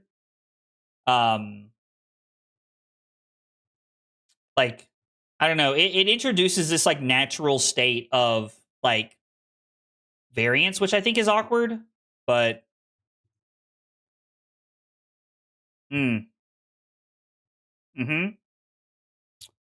So we could just throw Hammer for 5 and Arsenal this. I mean, I guess we could just also utilize this, right? And just come in for 9. Not making any gold off the Goldmane estate kind of sucks. Just how I feel about it in a general sense. I mean, I like the mechanic. I really like the mechanic. It's a little swingy sometimes, and I think that it naturally introduces like this swingy like play pattern, which can be weird at times. But as a general rule of thumb, I am an enjoyer of the clash mechanic. I think it was a good concept for what they were looking to do. I'm sorry, that almost looks like a pursuit of knowledge. What is this, the Damien special over there?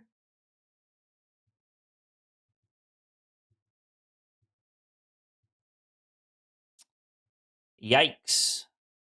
There's going to be a lot of clunky blue hands in the middle somewhere here. Wonder if I'm just supposed to throw Boulder Drop and then Arsenal the E-Strike. Maybe that's a better play. I mean, I kind of like the Pursuit play, though, right? I kind of like the Pursuit play. It's kind of interesting. Is Hala 4 Borden to you, it looks like? Yeah, I believe that. You can't just take a pile of cards and say it's the Damien special. Why not, dude? Why not? Weren't you playing Pursuit of Knowledge in your deck, Damien? Aren't you playing Pursuit of Knowledge? Does that not fit the Damien special criteria? If Victor was real, do you think he'd be fond of the Chili's Triple Dipper, or is he too rich for that? Oh, dude, as much as I love Victor, as much as I love Victor, he's a snobby dude. Like, Victor's a snobby bitch, bro. Like, I love Victor, but he's a snobby bitch, dude. You'd never catch him at Chili's. He'd be eating, like, caviar or some horse shit. I don't know, something. I mean, listen, I will agree with you, Damien. Your decks definitely have this, like, special touch to them.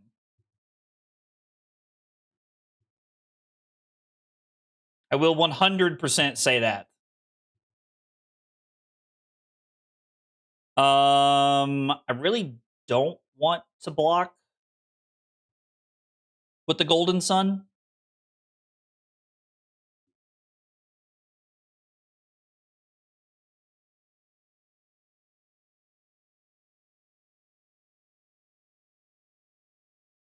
I guess I don't have to. I could just give up the shelter.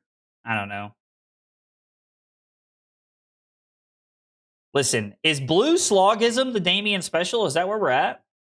Is that it? Ha! Victor could be eating horse shit. I hate Victor because they pummeled Hammer and I died. Oh, dude. Pummeling Anothos is one of my favorite things in the world. I want to play aggro Victor. Like, I want to go back to, like, an aggro Victor with, like, super aggressive stuff. Okay, sure. Having 2 ripples is kind of a big sag. I mean, we weren't going to draw any more cards, but it just kind of sucks in general. It's just kind of a big sag. Flesh and Blood, the Damien special. Is that going to be our new thing? Or are we just going to start quoting, like, blank, the Damien special? Is that like going to be our thing from now on? I really hope so. I really hope so. I would like for that to be our thing. We had to put a Trounce and a Test of Strength to the bottom. No, we left the Trounce on top. We put a Strength on the bottom. They just pass. Ripple me, daddy. Apparently saying ripple me, daddy's weird. Who knew? Oh, they pummeled a Titan's Fist? Oh, yo, that's cool. Now listen, pummeling Anothos is baller, though. I'm all about pummeling some Anothos. I'm all about pummeling Anothos. I mean, Damien's... Listen, all I'm going to say is Damien's hot dog work should be studied. Y'all saw that video. Y'all saw that snag. I mean, I have never seen somebody look so, like, on point and so awkward trying to eat a hot dog in my entire life. Like, Damien was crushing it, bro. Crushing it. Just sitting here, and I'm like, he knows exactly what he's doing.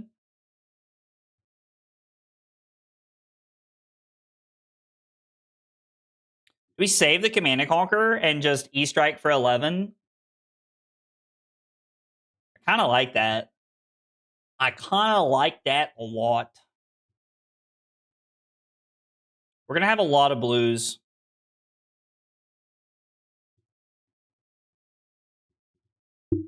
Ripple a flurry and watch them forfeit would be crazy. You want to do a brewing stream? I could be down for that. I could be in for that, Damien, where we just sit around and brew decks together. I'm here for that. It could be very fun, to say the least. Are they just going to block this out?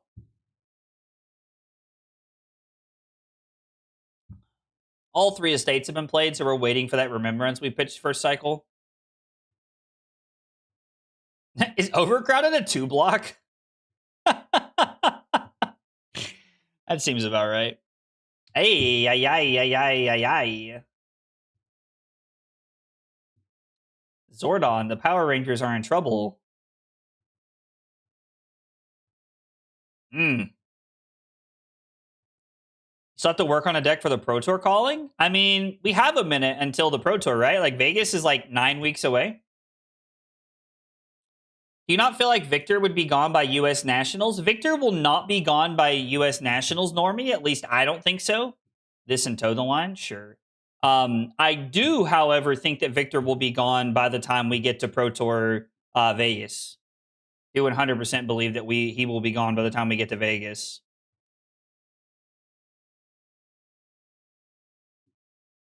White t-shirt. We just put this to the bottom. Yeah, sure. I mean,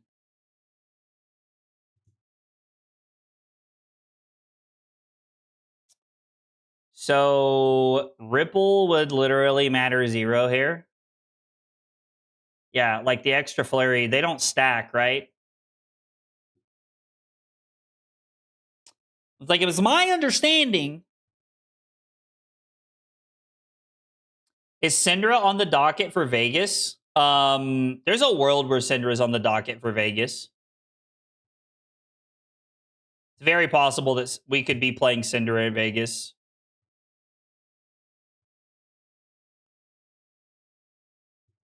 Just depends. Clash of Might's fine. I like Clash of Might. We'll leave that on top. Yeah, I mean, it depends on what Syndra looks like into the new heroes. I don't know if Dot's still around, but Dot was saying earlier that he does not think he thinks that Syndra is going to lose points into the new heroes from Omens. So,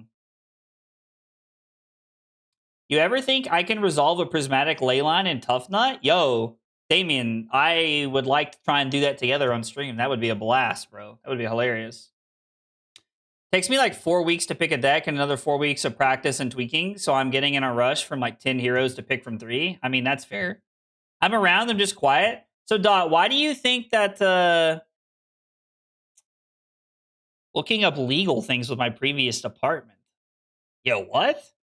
We can come back to that. Why do you think Syndra's going to be worse into the new heroes? I'm curious.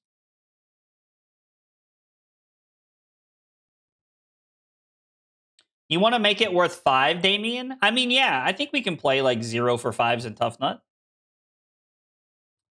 That sounds like a reasonable goal to aim to accomplish. Yo, what? Is losing gold worth it here? We have one more clash that generates gold. Like, what is this? Is one value we gain versus giving up?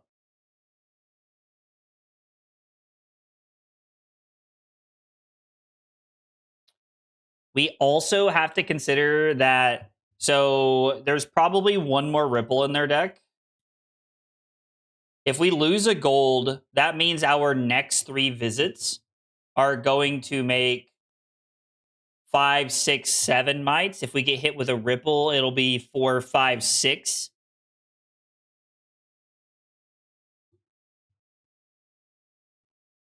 I think it's fine. I'm not skipping Nats. No.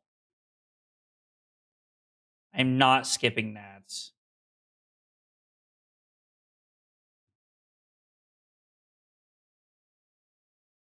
What happened? I'm so confused. I just told them I was thinking.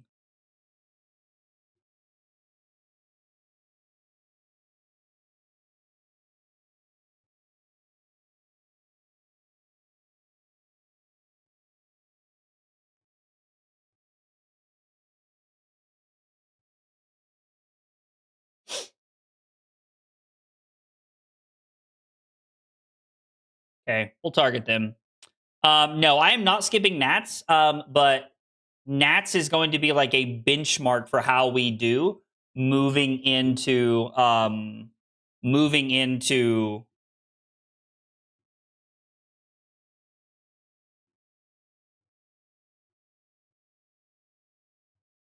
Pro Tour Vegas.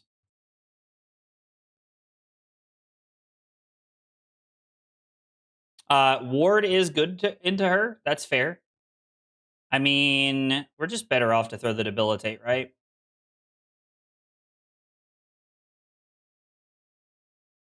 The CNC has no on hit here. We should just save this.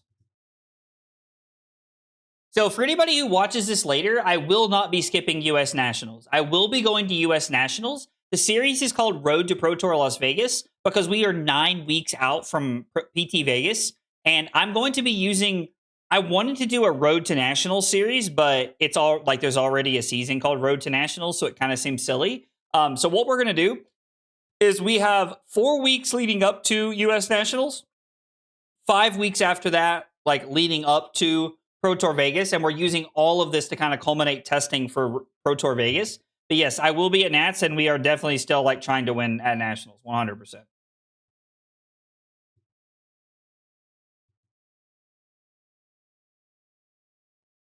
Interesting.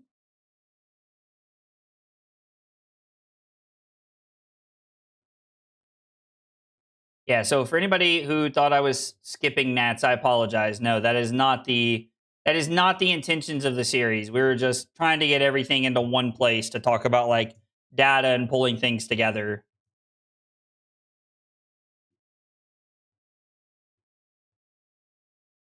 Hala!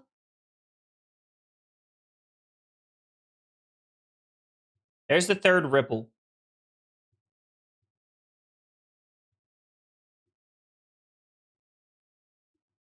Plus, she historically poorly, and Ziggy will take it van blocks poorly.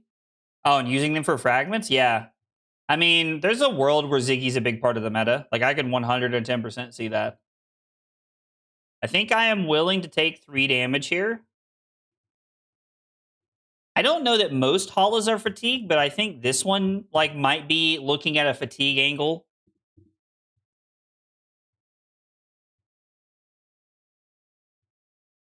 Or maybe this is like not the maybe the fatigue angle is not the normal plan. It's just kind of how the game's working out. The longer the game goes on, the more value we can potentially get out of Hammer, which I think is going to like give us a better fatigue angle the longer the game goes on. Plus, we have Remembrance coming up like sometime in the next like 4 turns. I would say like we probably actually have Remembrance sometime in the next like 2 turns. If I'm thinking about it. And the lower they go, the more they're going to have to block. So this is fine with me. We still have 2 CNCs left in the deck for second cycle. With clashes and the way we've churned through our deck, we can expect to see our Remembrance like in the next 2 hands, I would say. Definitely not in the next hand, but could very well be in the hand after that.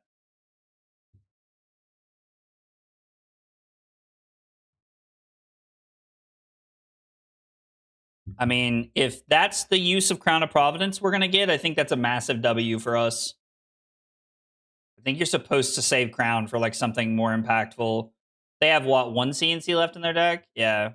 Oh, it is in the next hand. Wow, how about that? Not be the first time I've been wrong. The next time you sharpen a sword, sharpen an additional time.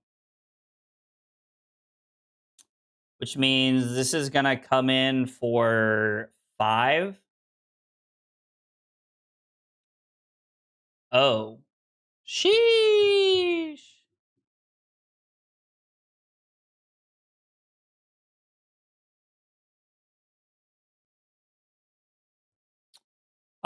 That's fine. We'll leave that on top for the Clash of Might. End up on Mario, unfortunately, but could do Azuri as a spicy build if we get something good from Omens. I mean,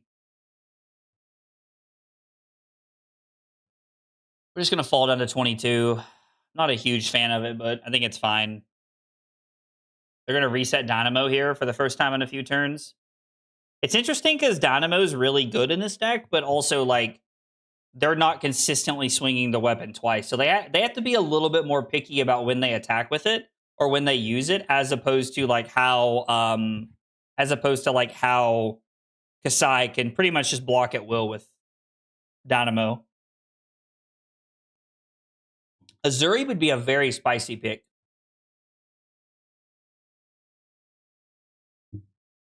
We'll just play Remembrance now.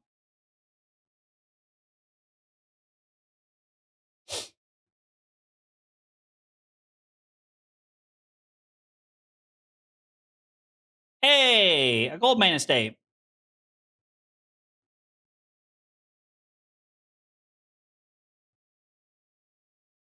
I wanted to block. Not sure what happened. That was weird. I'm just slippy, but I still don't think I have them where I want them.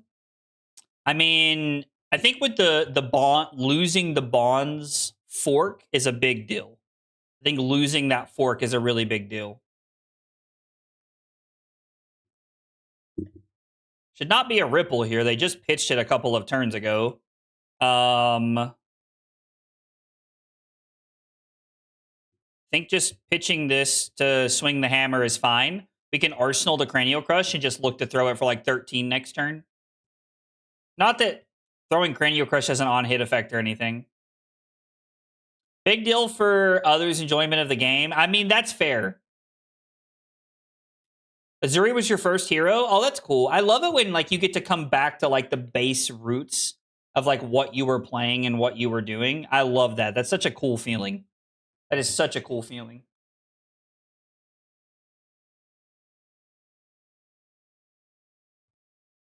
Okay. They're going to go back to 19. So this is like ultimately a net gain of 1 this turn cycle. We'll arsenal this. Ew. I don't know that we can afford to block with this Golden Sun. Maybe we have to. Or maybe I'm just forced to yeet it at them.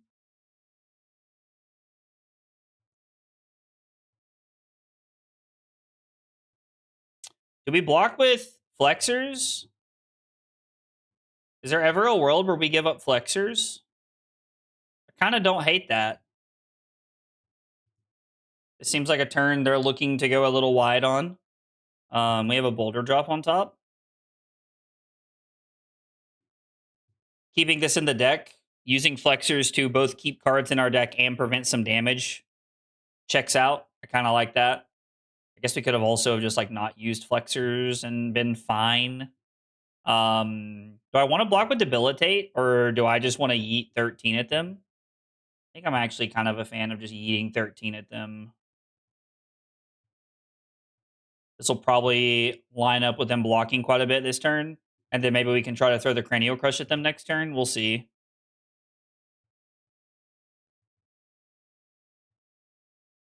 I had some success with 6 book dual threat Slippy. Now that does sound like fun. De-react from Arsenal. Oh no, toe the line. So we get the complete hand here. So full tempo for us. They do set up a flurry token, which kind of sucks for us, but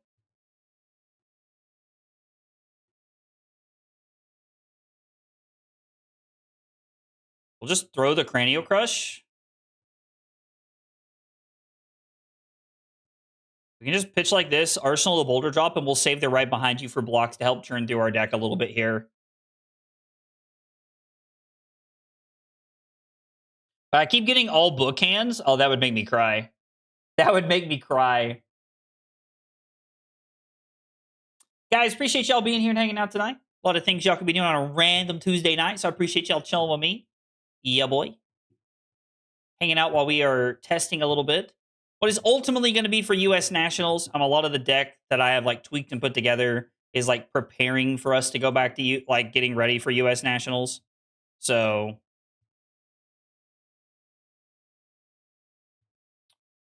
let's see. So this is going to be for 4.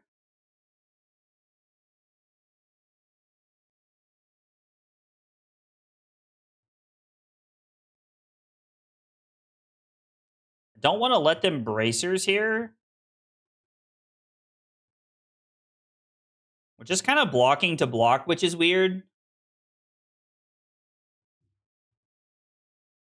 But also like kind of fair, I guess.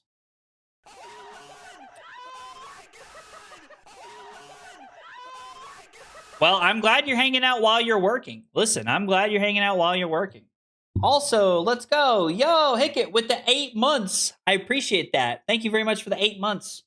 I'm feeling doomerish about Omens as the Guardian player. I think we're gonna be okay. I think we're gonna be okay as Guardian players. We're gonna hang on a little bit, but I think we're gonna be okay. I understand that it looks a little doomy. But I think we're gonna be okay. Also, by the way, with that subscriber, we get up to 267 of 500, so we are inching our way there. Ripple should not be in hand, not yet. There's our Ripple.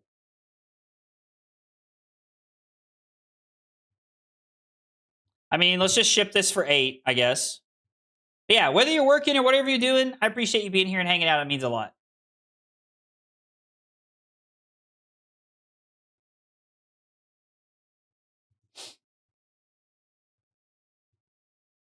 Take 2 down to 14. See, now we're way more even on cards than we were. This hand's kind of insane. That's right. 6-7.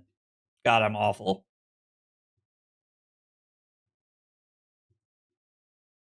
Discard that provoke, please.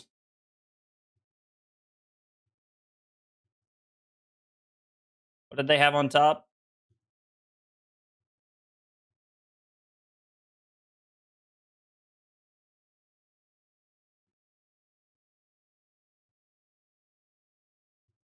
It's like, no Ripple. At least it shouldn't be just yet. We'll eat Command and Conquer for 13, and then we're going to Arsenal disable. I'd love Bonds back, though, in all seriousness. I don't think Bonds is going to come back, right? I don't think Bonds is going to come back. Also, Hicken, I'm curious, like, do you, like, are you, like, playing a lot of Victor, or are you playing a lot of, or are you playing, like, a lot of, like, Jarl? Like, when you say you're dooming about the Guardian matchup, what do you mean?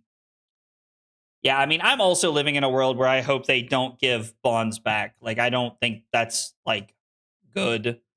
The Bonds fork and Slippy is insane.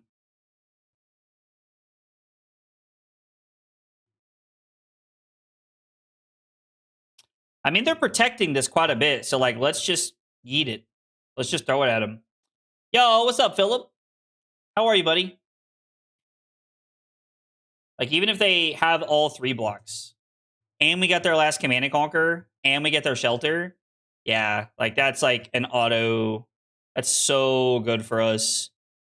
Stonks, population, us. Keep this test of strength in hand. This is where we're winning the game, man. This is when we win it down the stretch. Well, yeah, you were a Slippy player. Of course you thought it was okay. Come on now.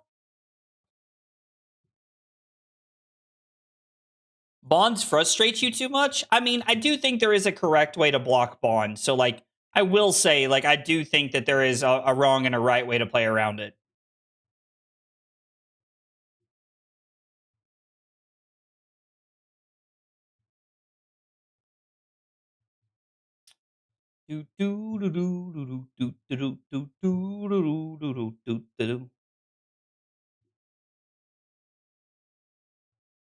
Oh, that's right. No flurry means that they're just not doing anything. 10 big ones. Draw a card. And this isn't lethal, so they can just say no blocks, but disable also had no text here. I'm getting back on the horse. Of course, the only meta I'm playing another Guardian over Victor is the meta Victor is good in. Played Volda for most PQs. Probably playing Victor until he passes. That's fair. That makes sense. That makes sense.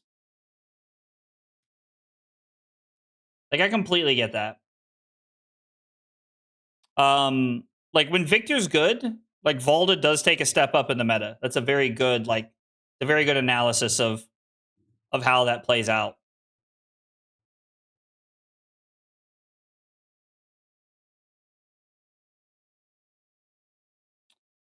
Pitching a blue for +2 is kind of crazy, right?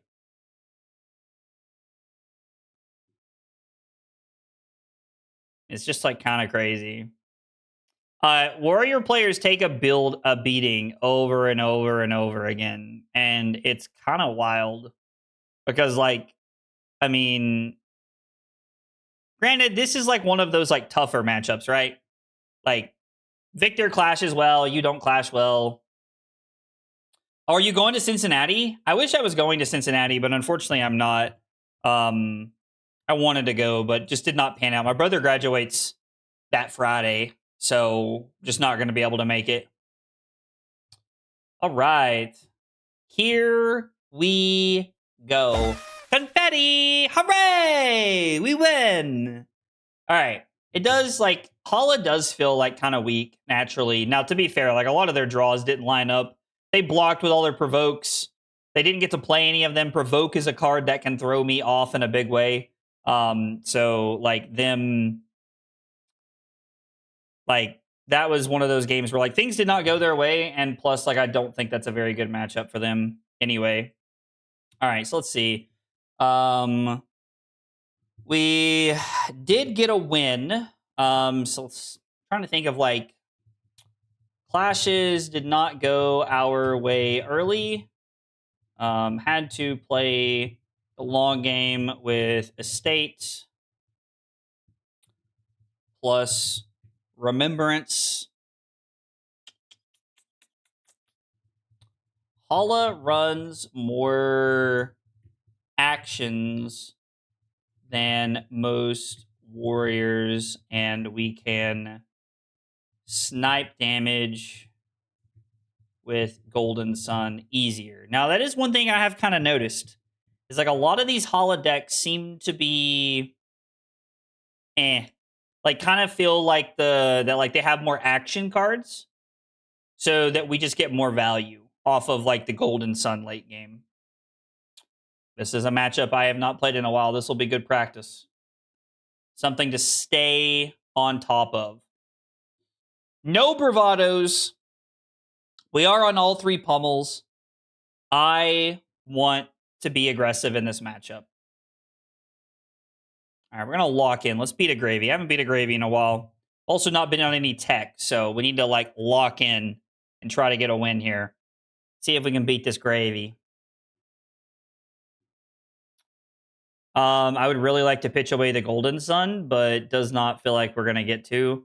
So we're just going to Arsenal the Debilitate and just leave them with a weird one. We're going to try to block right behind you and Debilitate, and then we're going to try and throw the red Debilitate here. Why don't all Victors just play Volda? Better hero? Ooh, I don't know about that, Flamoria. I do like Volda, but better? I don't know. Raymond, was that you? Were you the Hala?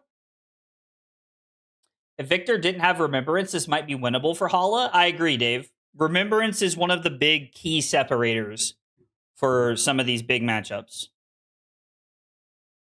Volda cannot play Dad's House. That is very true. Well, Raymond, you played it well, man. You played it well. I know you hate playing against Victor, dog, but I appreciate you going through the slog and playing the game with me, brother.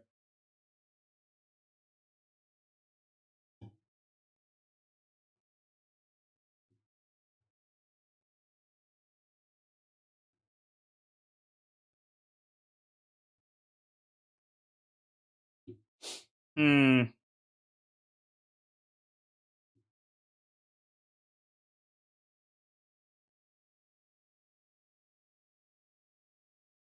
Triple Away's really good in this matchup, so I think we'll leave it here.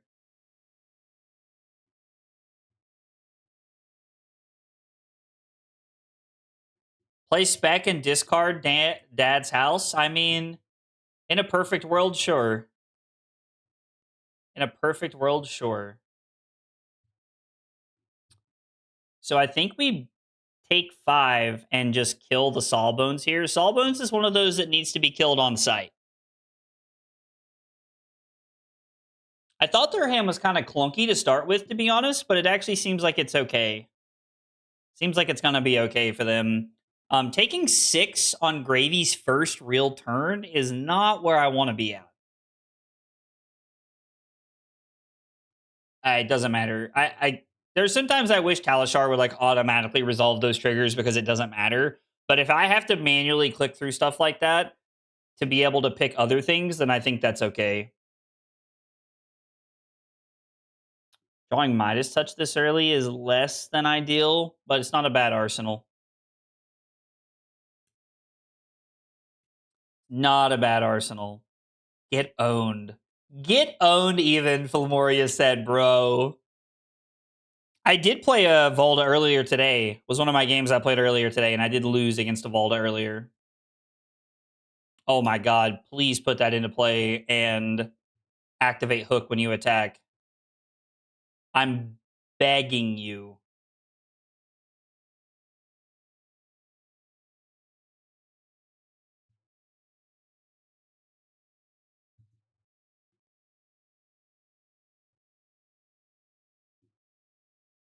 We have to block this out. Just Arsenal a D-React and you beat Volda like 9 out of 10 times? I mean, normally it's not that straightforward, right? Volda has 17 armor and just smashes. Volda also has 17 armor and draws clunky nonsense sometimes. So, again, I feel like it's kind of not that like black and white. But for the purposes of our conversation, I understand what you're saying. I understand what you're saying. So we're gonna discard Ripple away.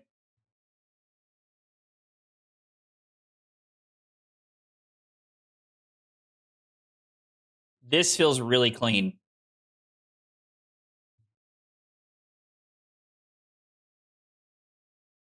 They're going to put a card on the bottom. They do not make a gold. We're going to block 6 because they don't have an action point. We're going to use Tunic and Hammer to kill the old Scuba Salty Sea Dog here. Actually, we could just Tunic the Midas Touch, but I'd rather keep it in my deck, right? Like, I think we'd rather, like, risk them having it here. Like, if they do have it, it sucks because it's just another way for them to generate another gold next turn, but, like, getting Hook there is really good. Getting Hook is really good. Yo, let's go. Rose with the 11 months. The 11 months. Thank you so much, Rose.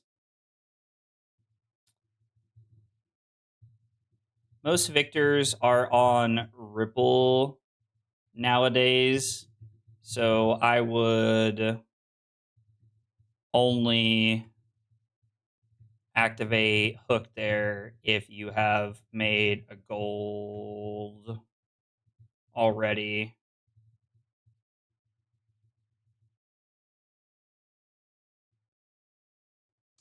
My opponent asked if it was greedy of them. Let's update our goal. 268. 268, Rose. Thank you for the 11 months. I appreciate that. I'm very excited about Betsy's log.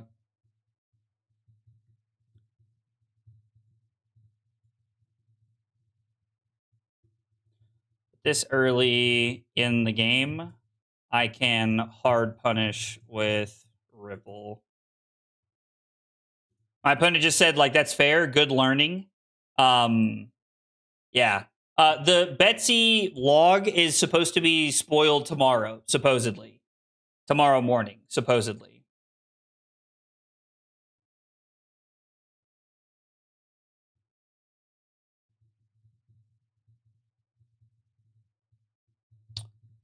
At your next big tourney. I'm not trying to sound like rude to my opponent. I just want them to understand that like them activating Hook was pretty greedy and it actually put me in a really good spot. Just an unnecessary action, I guess. Yeah, I think that's a good way to describe it. Guardian is cooking. We are cooking. Theirs, mine, doesn't matter. Now, the real question is going to be, can we win the game with their Hook being gone? Because this is still not a free matchup by any means.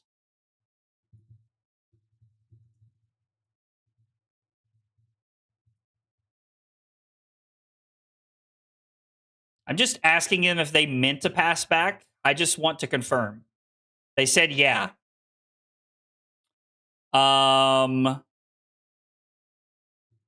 We're just going to come in for 8. We don't have any gold, so I don't feel comfortable swinging the hammer here. The Betsy's weapon will be called Bravo's log. Yo, that would be crazy. I have to say, like, I will be glued to the screen in the morning because I am excited to see the spoiler. Using Crown to fix your hand. They get to turn my Golden Sun upside down. The only ally we've managed to kill so far, we've killed 2. We've killed a Scuba and we've killed a Scuba and we've killed a Sawbones. Really wish I had a Ripple here. I would love to deny them more gold if I could.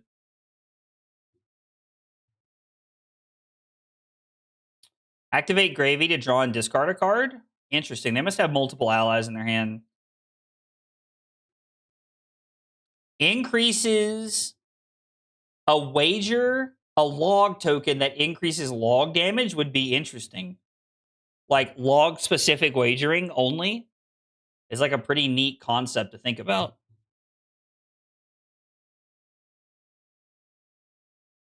Tap, pay 2, drop a log. Yo, if it says that, Matt, if it says that, that would actually be crazy work.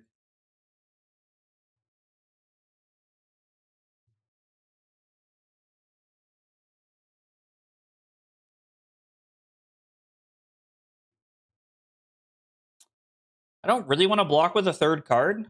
I think leaking 1 is fine here. My opinion of the Lyeth weapon, I actually think the Lyeth weapon is very strong. I actually think the Lyeth weapon is very strong.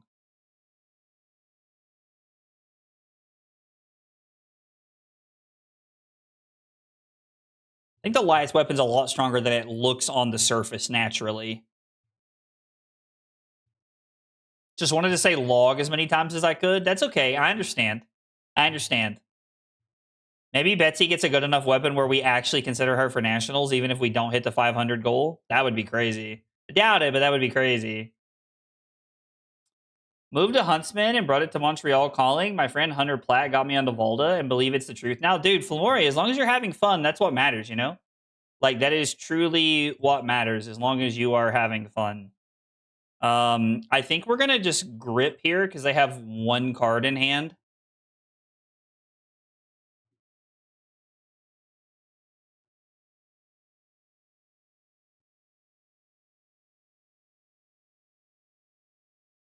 We're going to block like this because they can put Rigor Mortis into play, but they can't actually do anything with it. As long as we win. Winning is a big piece of this. We need to win this.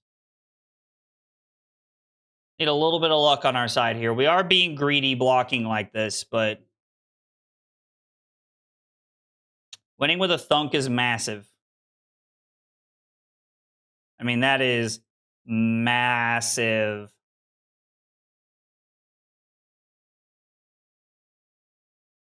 That is like low taper fade massive right there. It's still Betsy? Yo, yo, yo, yo, yo. Easy. We could triple sledge. Maybe we could triple log. You know? I mean, triple log could actually go crazy. Do we throw debilitate? Or do we just throw the boulder drop right and just put the debilitate back? Like the thunk is just a strictly worse version of debilitate. I wouldn't say that to her face. Now that's true. Betsy mess you up, dog. Betsy would mess you up. Betsy does not mess around. Boulder drop for 9 feels pretty good here.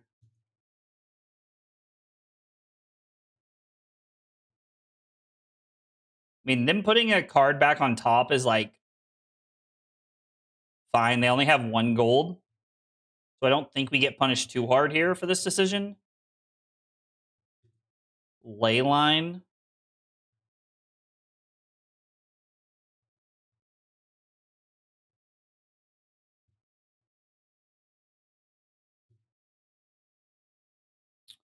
Yo, really?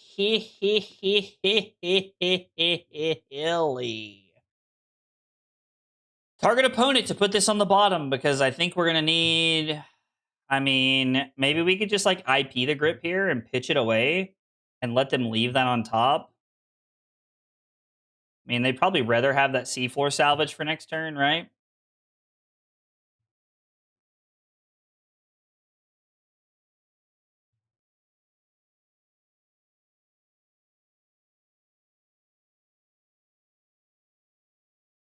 Throw the CNC at the chum. Okay, this is fine. Teklo makes a better weapon than Betsy's log. I mean, listen, Teklo. I mean, the cool thing about playing Teklo is like we'd have a decent Victor matchup, right? When Jim Carrey's talking out of his butt from Ace Ventura. God, I love those movies.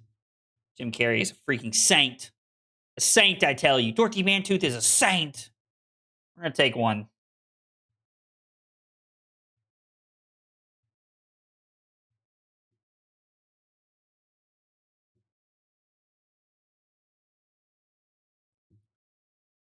I did go drop my apartment complex a nice 1-star review as well. They're trying to make me pay a made-up fee with 0 documentation. Oh, that sucks.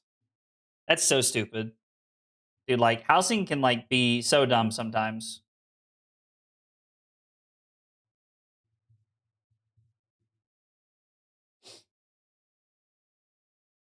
They just said whoops in the chat.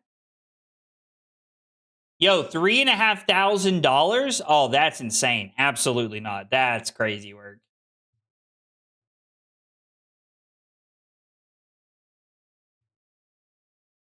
There's absolutely nothing that calls for 3.5K.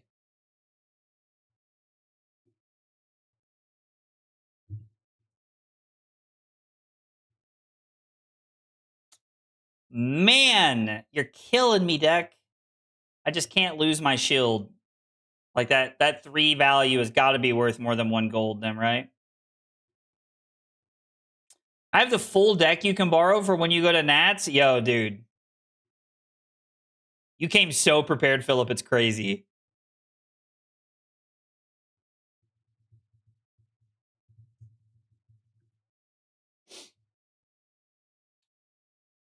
Losing that clash is not great.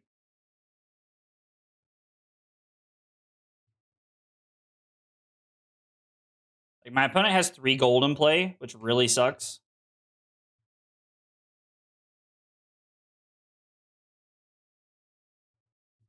I think we're just supposed to save Tunic in case we ever need it for like a Flexer's turn or something. Maybe there's a world. I mean, I'm saving my shield for the conch block.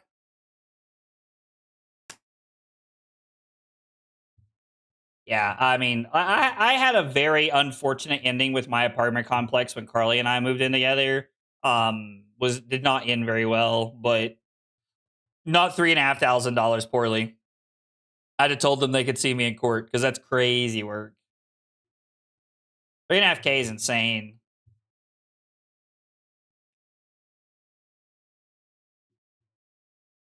There's the first Fearless. Is there any world we are supposed to pitch riches here to flexers? I don't think so, right? It's definitely a them problem. Definitely. I would give up riches for that.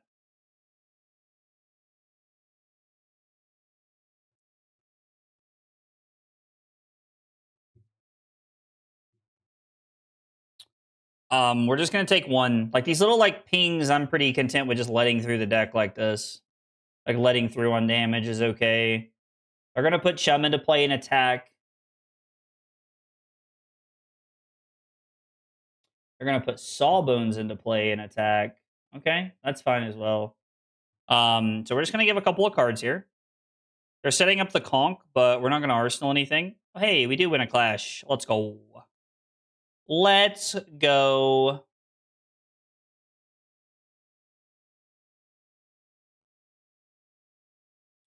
All right, so we're going to draw a card off the riches no matter what. They cannot prevent it. There is no, like, ripple nonsense they could have here. It's also a very interesting tell, this game, like, tail, T-A-L-E, and I'm spelling it that way because Carly says that when I start talking, when my accent gets going, I start, like, you know, like, words sound the same. So I'm just making sure that it's clear. There's a very interesting tail, I don't know, tall tale this game where our opponent loaded in Base of the Mountain Like they're like a kind of a newer Gravy Bones player. Hopefully we can win the game. Like these are the kind of games that I would like to imagine I can skill gap my way through, but this is still a tough matchup, so we'll see. Who's hyped for new Aurora? Me, this guy, me. It's me. Pick me. Pick me. I'm excited. All the new cards we're seeing are like heckin' cool.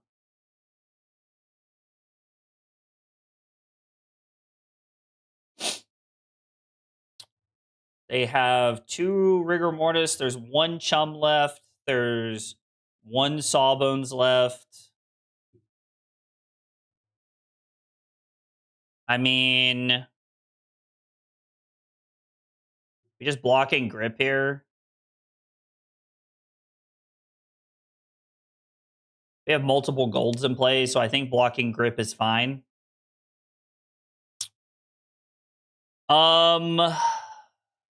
This is a tough sell.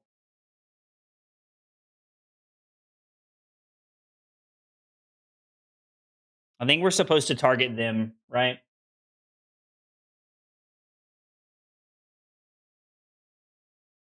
On about 17 allies, a lot of misses. There's some conks, but there's so many misses in their decks. In their deck, I think we're supposed to target them because there's a good chance we flip over a 6, and I would rather them flip over something like a Jittery Bones, which is perfect. They discard a Murderous Rabble. We'll think like more like a new Viscerai than old Aurora. Oh yeah, I like it a lot personally. I like it a lot.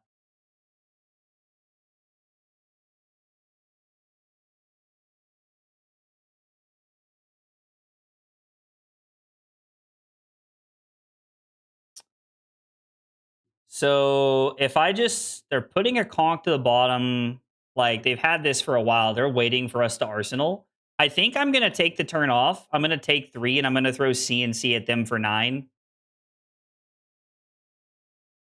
Actually, we know we have a Ripple Away on top.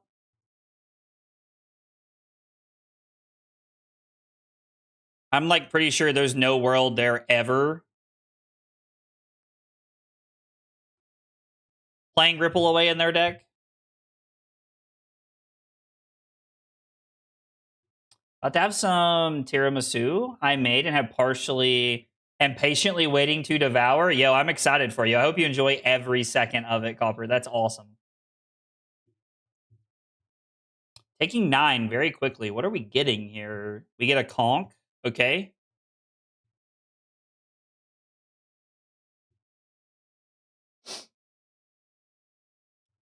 Us getting a conk there is interesting.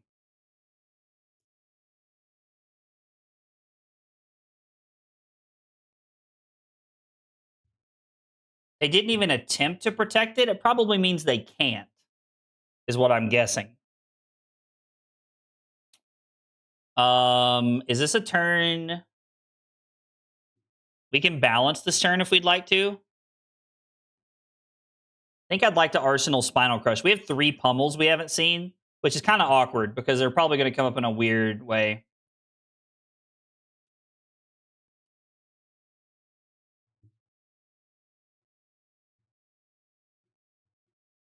Onka? Okay.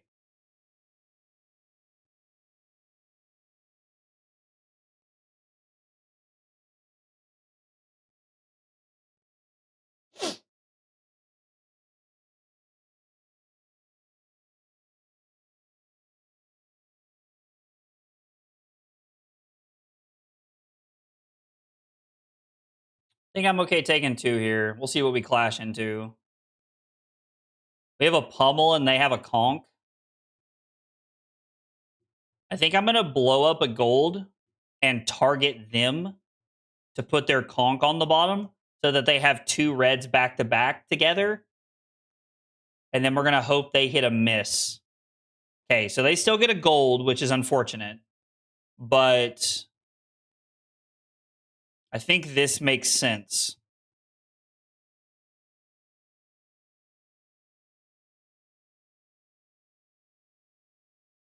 I don't know.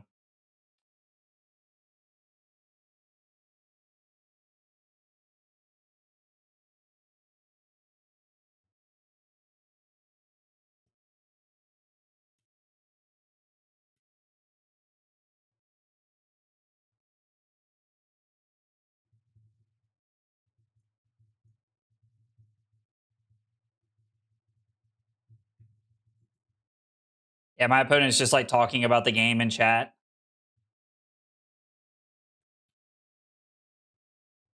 I love me some Victor, so I get your pain. That's funny.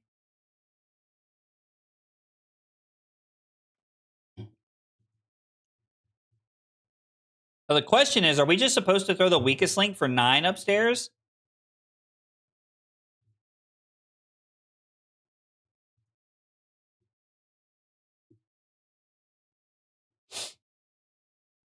We know we have a pummel.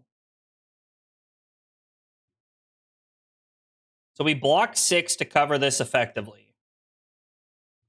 How many Avastis are gone? Is that the first one? That kind of scares me.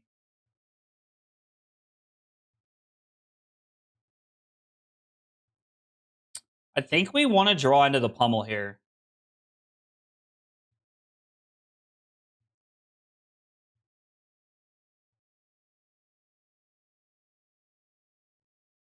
I think we want to draw into the pummel.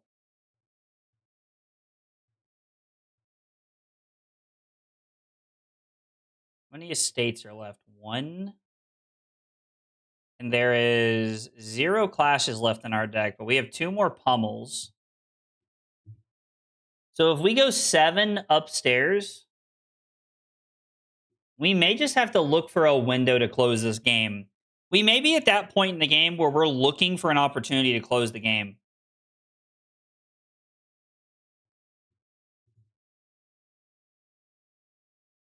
Because a card off the top of their deck could be good for them, or it could be bad for them. It kind of depends.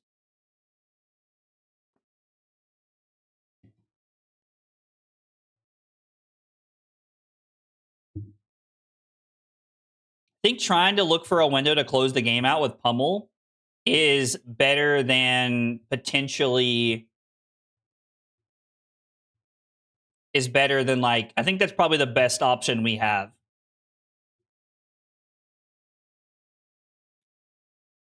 I mean, taking the damage here would be crazy, but this would be CNC pummel for 11. It's worth considering, right? It's CNC pummel for 11, and we arsenal the other pummel. Missing with a conch feels pretty good.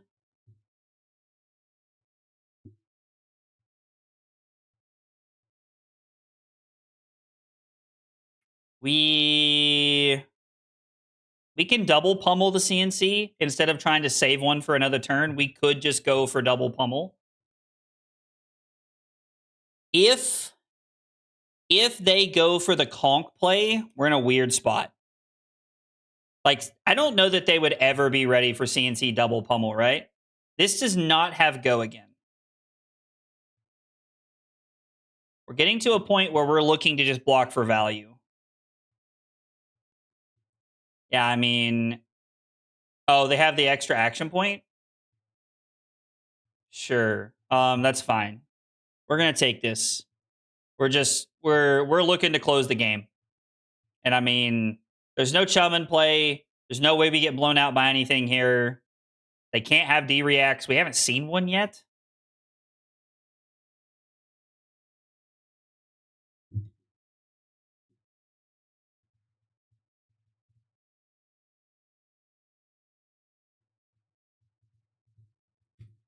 My opponent said, oh, snap. So I'm like backing up to see if they need something. I'm asking them if they're good to play from here. Okay. I'm just waiting until they say something.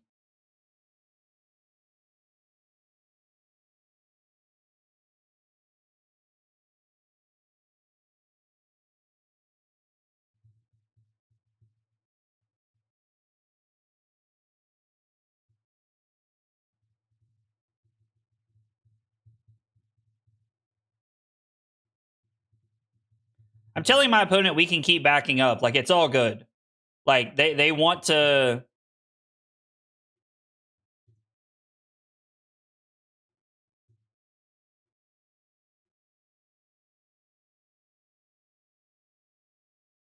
Oh, I see what they're doing now. Okay, I see. I'm following. I was very surprised they didn't give that go again. I just assumed they wanted the extra action point, but this makes sense because they're going to go 666 off of this and setting up the Anka. They just said, oh, it doesn't work.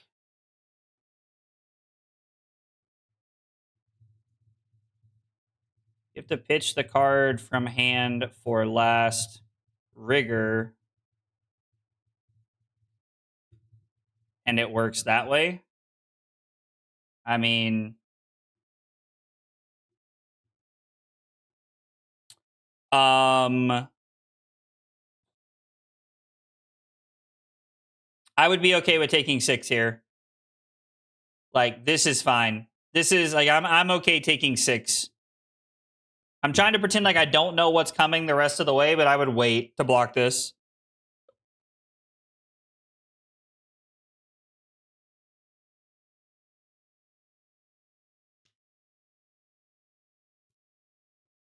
Yeah, they're having like they're really hitting the tank here a little bit on like what they should do. So right now they've played the Anka, which is where we're at.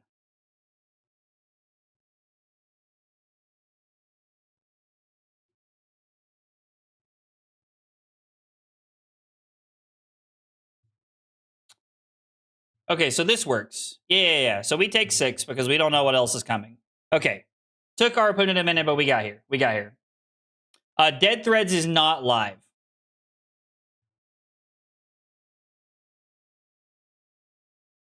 Actually, I would wait. I mean, we're trying to keep our hand, so I would just go to 7.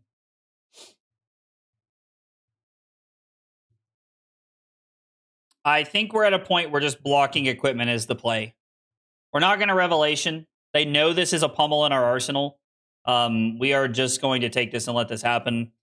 If they have a hand that doesn't block, there could be a world where they like give up base to try and block some more.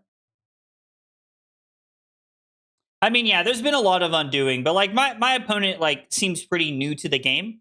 Or at least like they didn't understand an interaction that I know more experienced gravy players understand. So if the options are me like I don't want to call it sharking, but me being like more aggressive about like undos and like or me being nice about undos and us playing the game out, I would much rather us undo it and play the game out so that both I understand the better outcome of this game as someone who's testing and they have a better experience.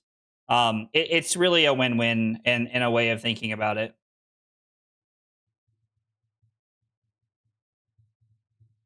They just said double pummel with question marks. Yeah, no, I don't think it's a bad thing. Like they're trying to get better. Like I completely understand where they're coming from here. Completely understand where they're coming from here. They immediately reach for 3 cards in an equipment.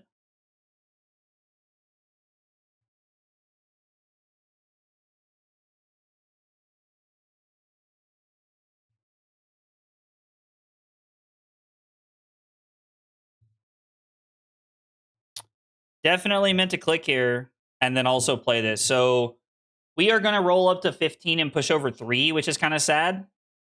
Hey, what's up? Hello, how are you? We're only going to push over 3 because our opponent sniffed out the play pretty quickly. That is the last conk down. And they did not use their equipment effectively. We're going to throw Cranial Crush at them, and we're going to try to cheese them with the Golden Sun. We're going to go for some Golden Sun cheese here. I agree. They're respecting the... Well, they're either forced to block with 1 card and then potentially die, or they have to block like that, right? I mean, because if I have the double pummel and they block with 1 card, they're dead, right?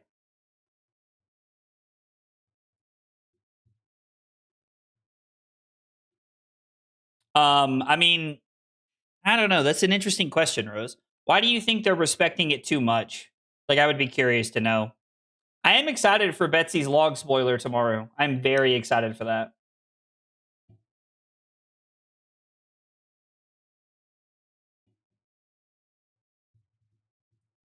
They're asking if they can compass first. Yeah, absolutely. Like, I'm just going to put this on the stack and then let them compass. That's one of those things that, like, in paper, you're like, I'm going to compass before blocks, and, like, you just...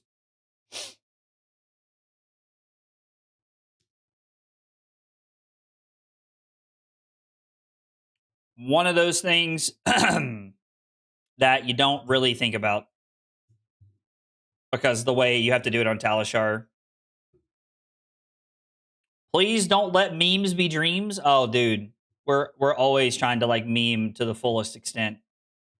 God, Betsy log, please. If it's not Betsy log, dude, I swear, Dice Commando is gonna get so much grief, bro.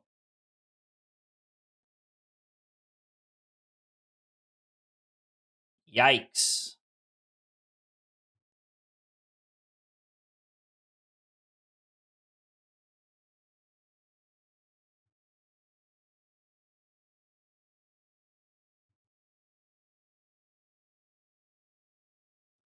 So we're definitely blocking like this on the first one.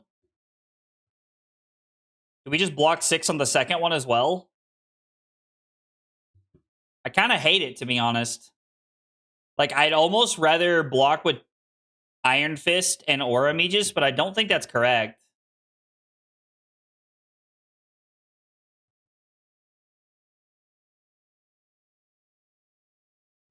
I think we're just supposed to try and block and wait for, like, a good chance to cheese them. We've not seen D-Reacts, and they're all the way through their pitch stack. Well, they might have shuffled, but we just... I would rather wait for the golden... to try and cheese with the Golden Sun. God, please let me block with 2 equipment pieces. We are still live. We are still live. I'm a few minutes late to our team meeting right now because we wanted to play one more game, but they'll fill me in when I get there. They'll fill me in when I get there. Guys, by the way, if you did not see in the Discord earlier, we are recording Breakpoint's podcast tonight. If you have any questions for the podcast, throw them in the Discord. We would love to hear from you. Am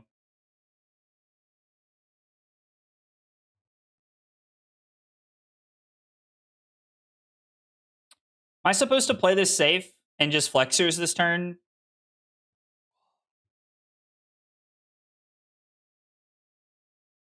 What could I get juiced by?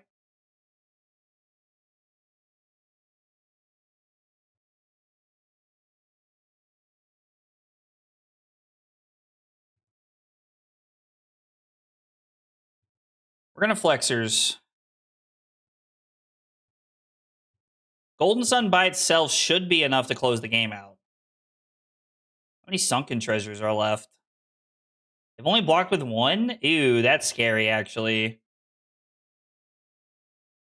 I mean, if you're just willing to pass and, like, not give me more flexors value, I'm actually just okay with that. Worst case scenario is that we have to block with our hand.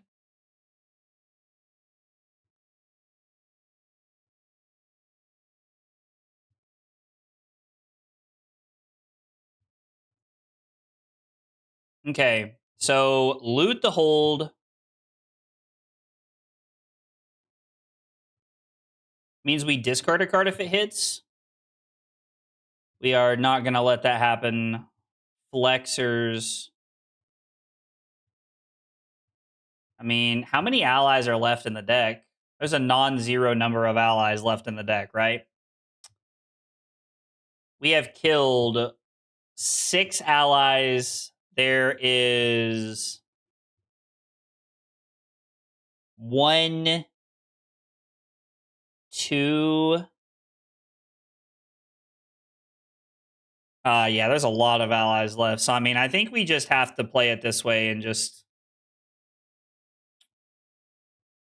hope this cheeses them out. I mean, this should be exactly 6. They're not on D-Reacts that I've seen. So 3 block and threads should be lethalies. You dropped your review. I'll have to read it later. The fact that they're activating Gravy now means that they're, like, digging. This feels more of like a desperation than anything.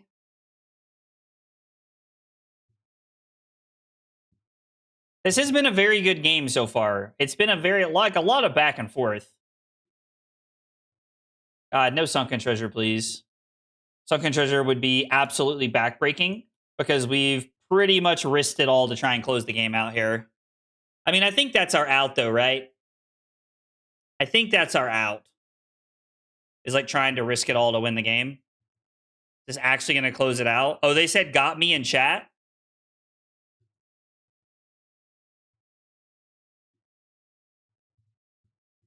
Okay.